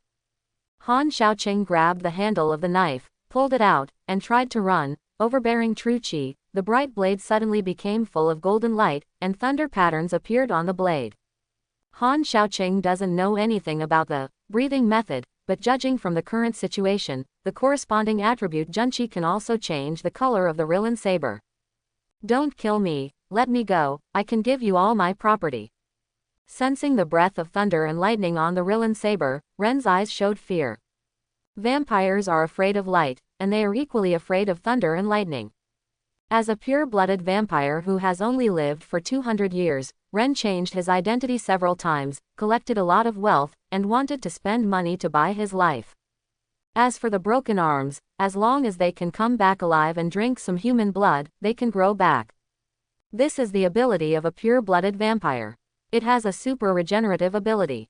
As long as there is still a breath, no matter how serious the injury is, it can be recovered by drinking blood. Kill you, your wealth is also mine. Han Xiaoqing said coldly, raised his hand, and used the blue hand of Shuangquan hand. A blue light poured into Ren's eyebrows, and memory pictures appeared in front of Han Xiaoqing's eyes. Ryan Simmons, a British baron 200 years ago, was spotted by a pure-blooded vampire, bestowed with first embrace, and transformed into a vampire. His memory is full of darkness, blood and killing. It can be said that Ren is an out-and-out villain, and his favorite thing is to suck the pure blood of young girls. In 200 years, hundreds of people have been killed by him. Sometimes they turn the girls they like into blood slaves, or blood vassals, for their lust. In Ren's memory, he also encountered several life and death crises. Every country has its own extraordinary power, everything has both light and dark sides, there are vampires living in darkness, and there is a church representing light accordingly. Light and darkness chase each other, one body with two sides, maintaining a relative balance. It is precisely because of the existence of churches and demon hunters that the number of dark creatures in Europe is limited. Ren's life story flashed like a slideshow. Han Xiaoqing read it, just like watching a movie played at 100 times speed, with some deletions. He quickly finished watching Ren's life. In addition to the church, Han Xiaoqing also saw extraordinary forces such as the Academy of Magic, werewolves, half-blood vampires, wizards, spirits, and elves. There are also some alternative superheroes, such as Hellboy, Monster Hunter Van Helsing and so on. Of course, Ren never saw Van Helsing and Hellboy with his own eyes, but only heard about each other's deeds from other dark creatures, otherwise he might not be alive now. Knowing the information he needed, Han Xiaoqing stabbed Ren in the heart with a backhand. Ryan belongs to that kind of traditional vampire, who is afraid of light, silver, garlic, and crosses. He has many weaknesses, but he has some low-level black magic and has a strong self-healing ability. Unfortunately, he chose the wrong prey today. The Sun Wheel Knife is a ghost-slaying blade. The blade can absorb sunlight, cause damage to ghosts, and suppress the self-healing ability of ghosts. Vampires are also ghosts. There may be some differences in the species, but there are still many similarities with the ghosts in Ghost Slayer, Blade, and they seem to be weaker. With a knife piercing the heart, Ren's body was wiped out at Han Shaoqing's feet, and even his clothes were burned to ashes by the high temperature of spontaneous combustion. In a blink of an eye, there was only a pile of black ash left on the ground. As soon as the wind blows, there are only faint traces of scorched human figures left. Let's go. Ren's previous gunshots had already attracted the attention of the police. Han Shaoqing didn't want to entangle with ordinary people, so he took Artoria away from this place of right and wrong. Night, United States, Victoria Harbor. Eric, who traveled from Argentina, made a quick dive and swam to a cruise ship. His hand was like a magnet, easily climbing on the smooth ship wall. After boarding the boat, Eric took out his dagger and looked at Sebastian Shaw, who was sitting on the deck drinking red wine. His eyes were full of hatred. He has been waiting for this day for too long. Eric appeared in front of him, gritted his teeth and said, "Long time no see, Shaw." The White Queen Emma next to Sebastian Shaw, and the Torrentinos are all vigilant and ready to strike at any time. Sebastian Shaw smiled as if seeing his own son whom he had not seen for many years. "Little Eric, I really didn't expect to see you here. When you left without saying goodbye, I was sad for a long time." Emma the White Queen sensed Eric's thoughts through telepathy, and reminded, "He is here to kill you." As he said that, the White Queen directly used her mental power to launch an attack, which made Eric have a splitting headache. Today's Eric is still too young, the control of magnetism is only superficial, and he has no protective helmet. Facing the White Queen Emma who has telepathy, he was directly abused into a dog, squatting with his head down and bursting into headaches. Call. "Emma, don't be like this, he is our compatriot." I don't know which tendon of Sebastian Shaw was wrong. He killed Eric's mother, but he treated Eric, who had no blood relationship, as his own. Perhaps in the eyes of a racist like him, only mutants can be united, and other ordinary humans are all different.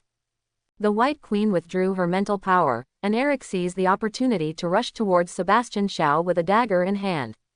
However, the White Queen instantly changed into the shape of sparkling diamond bricks, grabbed the blade, and kicked Eric off the boat with a roundabout kick. Sebastian Shaw wanted to say something else, when a patrol ship not far away released flares, illuminating the coast. "This is the U.S. Coast Guard. You are surrounded. Don't move. You are ships. Stay where you are." A warning blared over the loudspeaker as 3 speedboats headed towards the yacht. Agents Mora, Charles and others watched the yachts in the distance from the patrol ship. Charles tried to use telepathy to control the people on board, but suddenly felt a telepathy obstruction. That is the ability from the White Queen. As a dual ability user of telepathy and diamond transformation, the White Queen may not have as strong a mental power as Charles, but if the two are facing each other, the White Queen can definitely beat Charles. Mutants have all kinds of abilities. Sometimes it doesn't depend on whether your ability is strong, but there is a saying of restraint. For example, Eric and Charles, both of them have powerful superpowers and high potential, but facing the White Queen alone, they are both hanged and beaten. Mutants have various abilities, and there are many gaps in strength between people with different abilities. The X gene in the mutant body is the experimental result of the celestial group in ancient times. The X gene lurks in the human body and has infinite possibilities, so it also leads to the diversity of abilities. Because of many factors such as each person's natural physique, personality, living environment, and acquired development, the awakened superpowers vary greatly. In Marvel's settings, mutants can be roughly divided into 5 levels. The first level is the Delta level. Mutants of this level belong to superpowers who have failed to evolve. More than 50% of the mutants are in this stage. They have major defects, are weak, and have strong side effects. Superpower. The second level is the Gamma level. They have superpowers beyond ordinary people, but have defects that seriously hinder their lives. 30% of mutants belong to this stage. Such mutants usually cannot control their abilities, or have physical mutations, the appearance is different from ordinary people, and cannot be eliminated according to one's will. The third level is the beta level. Mutants at this stage have powerful superpowers, have minor flaws, and cannot control their abilities freely. About 15% of the superpowers are beta level. The fourth level is the alpha level. With extremely powerful superpowers, but no important flaws, only less than 5% of the mutants are alpha level. The fifth level is the omega level. This is the most powerful mutant level, can control matter and energy, has unlimited potential and even immortality. It is not an exaggeration to be called a god on Earth. All omega level mutants are alpha level, but not all alpha level mutants can reach omega level. There is only a 1 in 10,000 chance of appearing. Level is just a reference. When abilities are restrained, low-level mutants can also kill high-level mutants. Just like Charles, his telepathy can spy on other people's thoughts, control other people's actions, and at the strongest period, he can even use his mental power to kill human beings all over the world through the enhancement of his mind device. But Charles himself is very kind and will not kill. And only need a helmet that can shield telepathy and a pistol, plus enough ruthlessness. Even ordinary people can kill Charles if they find a chance. The same is true for Eric today. His ability is not fully developed, and it is still between the gamma level and the beta level. As long as there is no metal, there is a plastic pistol, or a pure wooden bow and arrow, or unarmed combat strength, such as ye ask, and you can kill Eric with your bare hands. With a single ability, even if it is powerful, it is easy to be targeted. Only the diversity of capabilities can complement each other's deficiencies. It's a pity that the number of mutants is rare, and there are only a handful of mutants with multiple abilities. Therefore, it is very important for mutants with different abilities to match each other. Only in this way can they not be defeated by interested people. Regarding these issues, Charles has no time to think deeply about these issues. His abilities are interfered by the White Queen, and telepathy cancels each other out, making the two of them form a restraining situation, and no one can do anything to the other for a while. Sorry, there are also telepaths on the other side. I don't think I can help tonight. Charles was a little frustrated and a little excited. Because growing up, apart from Raven and his separated brother, it was the first time he came into contact with other mutants. When the White Queen and Charles were in a stalemate, Torrent Genos made a bold move. I saw two tornadoes spinning rapidly in his hands. After he let go of his hands, the two tornadoes were good at facing the wind, and easily lifted the 3 speedboats that were approaching. I buy karma. Seeing the strong mutants on the opposite side, Charles wisely went back to the cabin to hide. He is a professor, fighting or something is not suitable for him. At the same time, Eric, who was thrown into the water by the White Queen, emerged from the water and launched an attack with the ability to control the anchor of the cruise ship. The heavy anchor and the thick iron chain flew up under Eric's control, like a black python, and slammed in the direction of Sebastian Shaw. Sebastian Shaw did not choose to resist head-on, but ran into the cabin with Emma and Rapid Current to escape. Eric has gone crazy. No matter whoever dares to block his revenge, will die. The heavy anchor pierced the cruise ship in an instant, then circled around and pulled in another direction. The iron chain behind the anchor quickly shrank, and the top of the cruise ship was almost instantly flattened. It's incredible. The soldiers on the patrol ship were all stunned when they saw this scene. After Sebastian Shaw, Janos, and Emma escaped a round of attacks, they came to the nuclear submarine below through the cruise ship, and a golden cicada escaped from its shell and escaped underwater. Eric, who has the ability to manipulate the magnetic field, can clearly feel the presence of metal around him. As soon as the nuclear submarine started, it caught his attention. Eric, who was blinded by hatred, didn't think much at all, and immediately used his ability to control the underwater nuclear submarine. He was determined not to kill Sebastian Shaw, and vowed not to give up. It's a pity that today's Eric has limited abilities, and in addition to being in the water, he has nowhere to borrow his strength. Facing nuclear-powered submarines is very difficult. In the end, the nuclear submarine did not hold it, but was dragged into the water by itself. In fact, it was Eric who was dazzled by anger and didn't know how to point it out. If it was Han Shaoqing, even if he couldn't drag the entire nuclear submarine, wouldn't he still unload some of its important parts? It really doesn't work. As long as it is fixed a little bit and a piece of iron sheet is torn off from the nuclear submarine, he doesn't believe how far the nuclear submarine can run when it enters the water. It's a pity that Eric has lost his mind and didn't think so much. He stubbornly held on to the nuclear submarine and didn't let go. He didn't have the ability to breathe underwater. After a while, he took a few mouthfuls of seawater and still didn't let go. Sensing Eric's situation, Charles immediately telepathically told Eric to let go. Once Eric's stubborn temper came up, he didn't listen to persuasion at all. Today, he and Sebastian Shaw must die. Charles immediately jumped into the sea, pulling Eric desperately. The two leaders of the future mutants hugged each other passionately in the sea, but it was a pity that Han Xiaoqing was far away in the UK and could not witness this historic and famous scene. In the end, Charles used all his strength and telepathy to pull Eric, who was as stubborn as a bull, out of the water. At the same time, the two also forged a lifelong bond. Eric and Charles formed an alliance because of a common goal.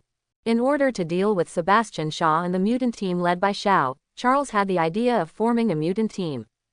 In other words, what others have, we must also have. After Mora made a match, Charles, Raven and Eric met Hank McCoy in the CIA. Hank McCoy is also a mutant, but his abilities are mainly reflected in the development of his body and brain. He is a knowledgeable scientist and possesses physical strength far beyond ordinary people. The disadvantage is that he has a pair of human-like hands, big feet. The few hit it off, and after a period of research, Hank created a device that strengthens telepathy. Through this device, Charles's mental power can be strengthened and his range of detection can be expanded.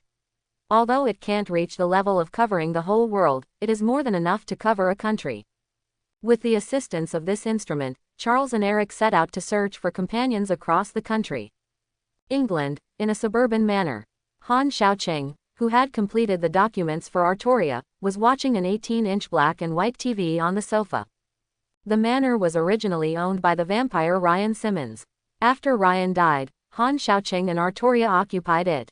With the ability, one can do whatever one wants, and it is not difficult to occupy the property. Ren is a vampire in the first place, and often comes out at night, and changes his identity.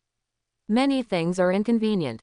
The affairs in general life are handed over to a few Kazakh clans to deal with. The so-called Kazakhs are human beings themselves, but in order to obtain eternal life, they are willing to become lackeys of vampires and in turn mutilate human compatriots.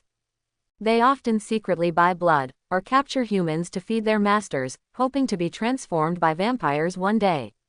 For these dehumanized people, Han Xiaoqing was merciless, and most of them were directly destroyed by humanity. There was only one butler and two servants left, who were changed into puppets by Han Xiaoqing using the blue hands of Shuangquan hands. Afterwards, the housekeeper came forward to change Renwil, and then bribed a well-known lawyer, and a set of procedures went down. Artoria's identity was confirmed and she officially became the owner of the manor. Compared with the lazy Han Xiaoqing, Artoria is very self-disciplined and keeps exercising regularly every day. Han Xiaoqing is not lazy, but he is definitely not diligent. His strength is basically obtained through punching cards. This kind of great power for nothing is unfair to those who work hard. But really addictive. Maybe someone else's hard work for a lifetime may not be as rewarding as Han Xiaoqing's unintentional check-in. Just ask if you are angry. After watching a boring English short drama for a while, Han Xiaoqing, who was lying in Ju, controlled the button of the TV from the air and adjusted a channel. Today, Mr. Jimiko, the Soviet foreign minister, issued a warning that the United States is deploying missiles in Turkey. It means an unprecedented threat to the Soviet people. But he also emphasized that the Soviet Union will not be the first to take military action.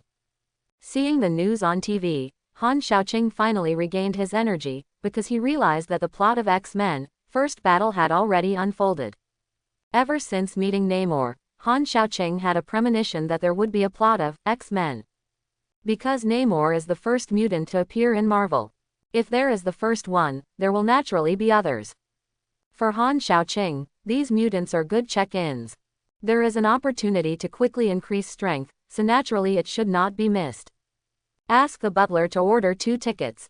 That afternoon, Han Xiaoqing and Artoria left for New York by plane. After flying for almost 10 hours, it was already late at night when the plane arrived in New York. After a night of rest in the hotel room, early the next morning, Han Xiaoqing was going to take Artoria to the New York temple to check in, but he felt a powerful telepathy ability on the way. Han Xiaoqing immediately blessed Artoria with a spiritual protection, and then telepathically said, "Who are you?" "I'm Professor Charles Xavier. I didn't expect to meet a telepath." "It's great. We're looking for companions." Charles's inner voice came, and Han Xiaoqing secretly said, "It really is you, very smart." Han Xiaoqing thought about these words, but didn't pass them on. It is also telepathy, but there are still many branches, which belong to different ways of using mental power, and there are some limitations. For example, Han Xiaoqing and Namo's telepathy is mainly aimed at marine life.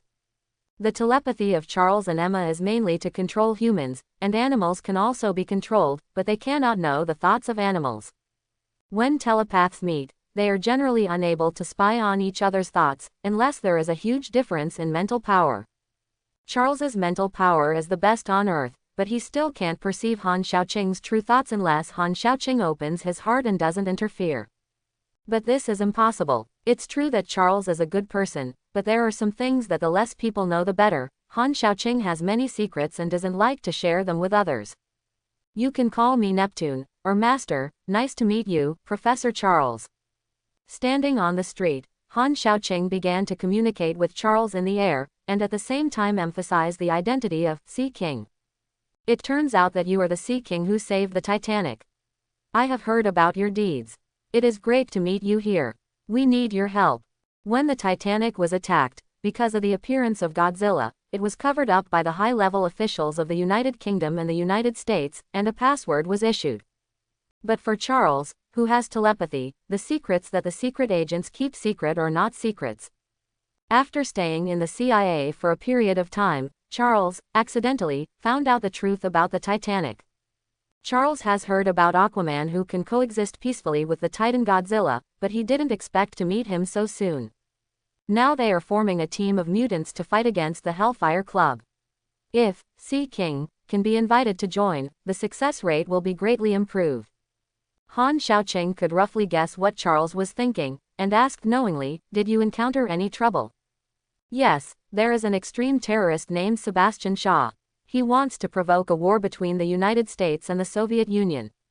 If it is not stopped, it may trigger World War III." The voice of Charles's soul became serious. This matter is related to the safety of all mankind. It can be said that if there is a slight mistake, human civilization may go back to prehistoric times. I never imagined that there would be such an evil person in the world. Don't worry, Professor Charles. As long as I am alive, I will never let his plot succeed.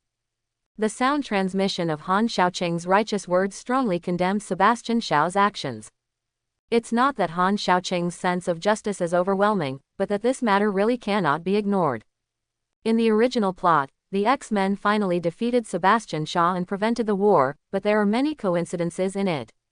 Now in this world, Han Xiaoqing is not sure that things will unfold 100% according to the original plot. Don't be afraid of 10,000, just in case. Once the Soviet Union and the United States go to war, nuclear bombs will fly around. If they are left alone, people may sit at home and bombs will come from the sky. Han Xiaoqing doesn't think he can withstand the bombing of the nuclear bomb at present. Whether it is out of consideration for one's own safety or from the perspective of human justice, it is the safest choice to intervene.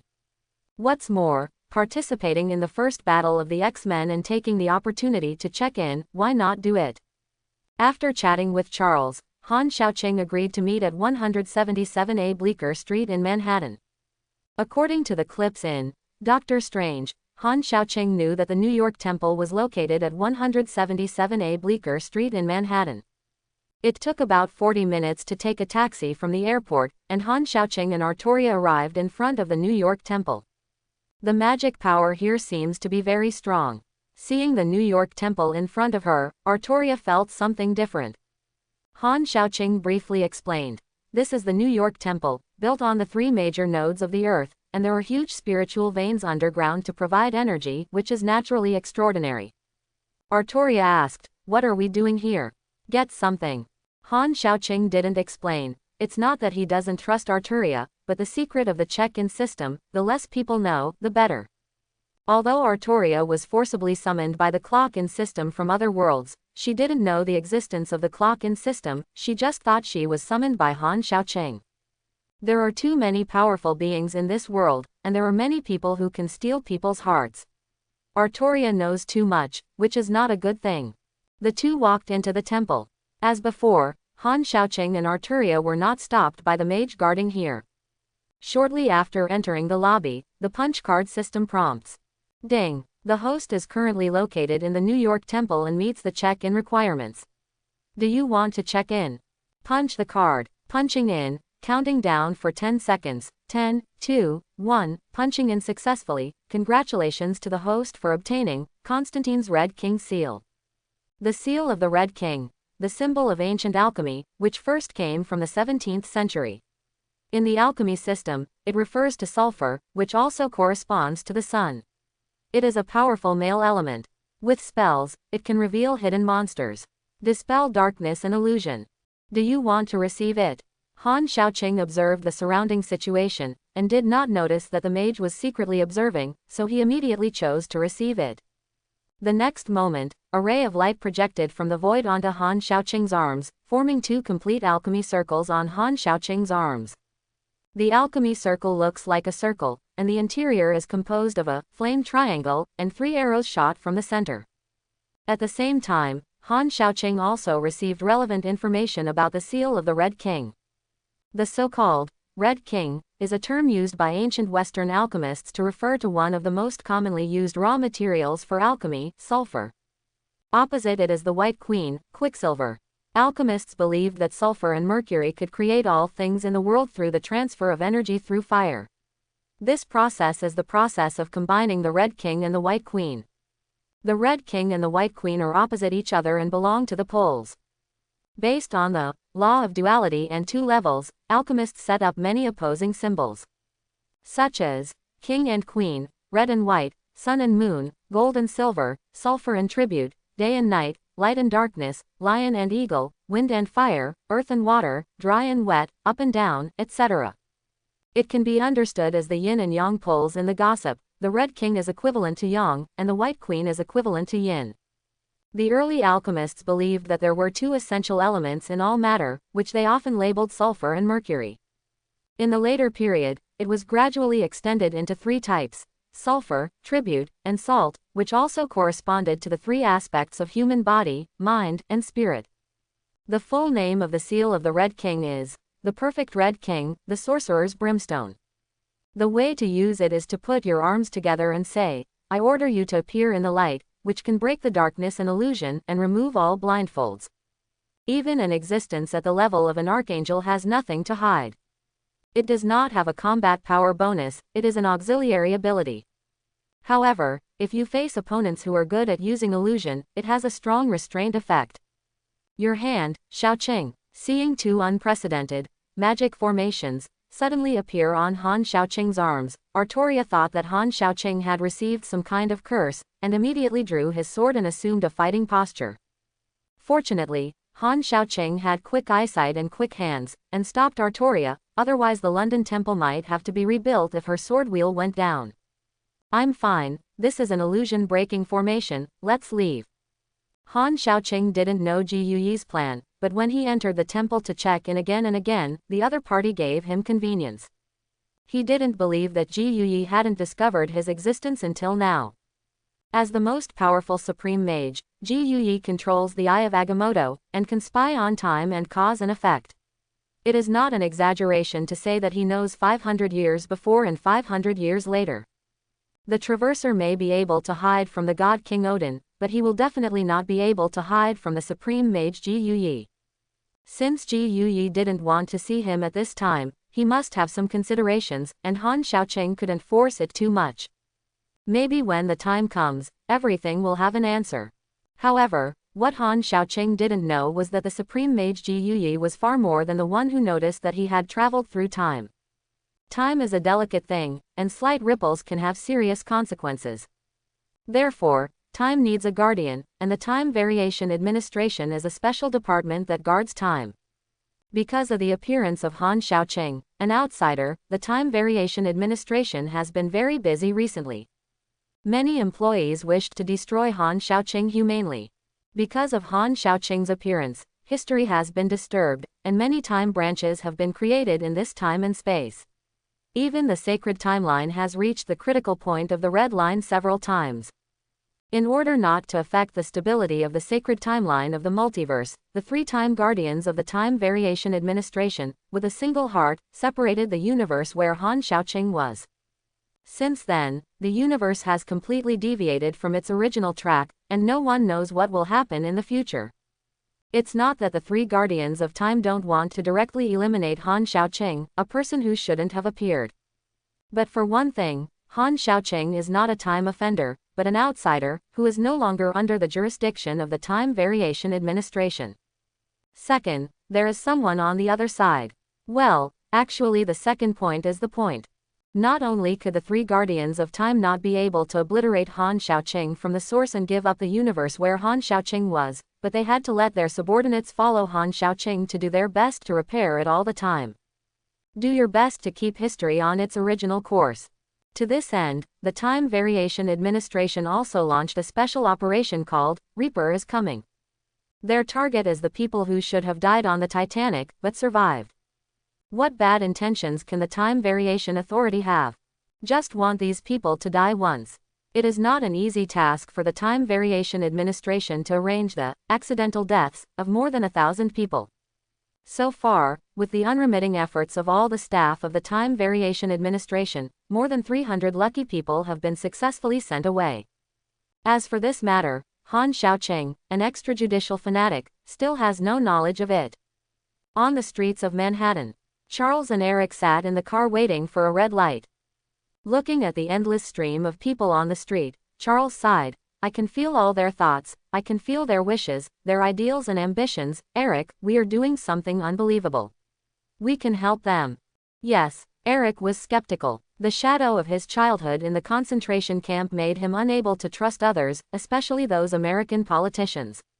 In his opinion, these people were not fundamentally different from the German communists back then, but they were better at disguising.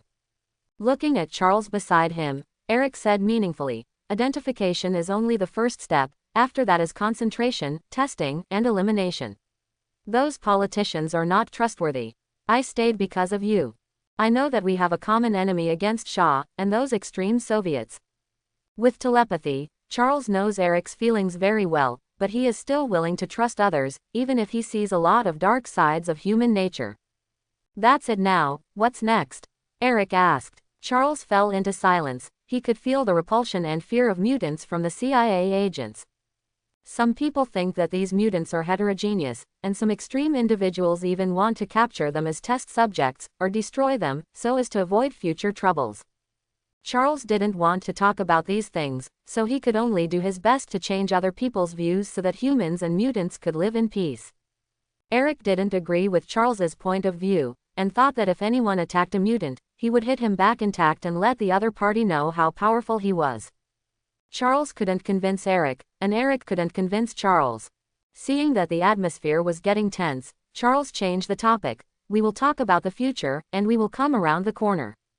Eric didn't talk about any sensitive topic anymore, and asked, is this Aquaman very powerful? Charles nodded. He is a person with multiple abilities. He has telepathy and can control marine life. His strength and speed are beyond ordinary people. He should be stronger than the Logan I met before. Speaking of Logan, Eric was a little upset. That lone wolf has a bad temper. If you hadn't stopped him, I would have taught him a lesson. I didn't stop you then. Charles laughed. Then he kicked the accelerator, drove across the road, and stopped in front of the cafe opposite the New York Temple. Here, Han Xiaoqing, who was drinking coffee with Artoria, saw Charles and Eric enter the coffee shop and waved hello. Charles Xavier, currently working for the CIA. Eric Lansher, nice to meet you. Both Charles and Eric seemed friendly and introduced themselves first. Han Xiaoqing, whose English name is Master and whose nickname is Neptune, I am also very happy to see fellow mutants here. Han Xiaoqing's words were half true and half false. Anyway, Charles couldn't see through his thoughts, so he could say whatever he liked.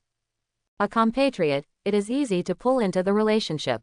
Then Han Xiaoqing introduced Artoria beside him. this is Saber, you can also call her King Arthur, she is my good friend. Hi there. Artoria nodded to the two, looking a little cold. Aquaman, King Arthur. Are mutants a popular nickname now? Eric heard the words and felt that he also needed a high-profile name, otherwise he would have no reputation in the circle. The four sat down, and after a brief exchange, Charles began to get straight to the point, inviting Han Xiaoqing and Artoria to join the team. Han Xiaoqing had intended to join the game, and readily agreed. After paying the bill, Han Xiaoqing and Artoria got into Charles's car and came to the CIA base. When I got out of the car and walked into the CIA, I found that the agents and staff here would keep a certain distance intentionally or unintentionally after seeing Charles. Artoria looked around and said, the people here don't seem very friendly. It's me, my ability is telepathy, I can see other people's thoughts, so. Charles gave a wry smile. Since he exposed his ability to perceive other people's thoughts, most of the agents here let him go like a thief. Recently, he is still working on a device that shields telepathy, just to prevent Charles from prying into his mind at will. This is normal, everyone has a past that they don't want others to know, and a person who can know your thoughts will feel somewhat uncomfortable around him. Normal people can't stand it, not to mention that these people are spies, and all they come into contact with are state secrets. They have restrained themselves by not directly shooting Charles. In fact, Charles was lucky, and the CIA came first. If he had been invited to the Homeland Strategic Defense Attack and Logistics Support Bureau first, when his abilities were exposed, he might have been classified as a Gatling shot himself in the back that day. See through people's hearts. Hearing this, Artoria seemed to feel emotional. If she had this ability back then, the ending might have been very different. Eric on the side said, people will be disturbed by things they don't understand, and they prefer things they can control. This is true for things, and it is also true for us. People's hearts are unpredictable, suspicious and fickle, and this is how the world is colorful. Other people's opinions are not important, just be yourself. We don't live for others. Being human, being happy is the most important thing. Han Xiaoqing seemed more casual and unrestrained, which was also his true thought. But if you want to be free and easy, you must have a strong backing, otherwise you can only drift with the tide or be swallowed by the tide. Most people are involuntary, how many can live out their own self? After that, Charles took Han Xiaoqing and Artoria to find Mora for the record, and filled out a simple information registration with the CIA. Such as name, age, nationality, ability and so on. Naturally, Han Xiaoqing and Artoria would not fill in the truth, especially their abilities. In the plot of X-Men, Days of Future Past, mutants such as Eric, Emma, and the Red Devil were caught and killed by the government. It is because their ability information is mastered by others. It's easy to be targeted if you show your whole cards. So Han Xiaoqing and Artoria just filled in one or two commonly used abilities and dealt with them hastily. After filling in the information, the two got the license plate of the CIA agent, which can be regarded as preferential treatment for mutants. Mainly because this is a special period, and the CIA needs mutants to deal with Sebastian Shaw. To put it bluntly, if you want mutants to eat dogs, it is best to hurt both sides and die together. Han Xiaoqing is not interested in being an agent. The main purpose of coming here is to contact mutants, check in, and see if he can poach someone. I hope everyone will support it and subscribe more.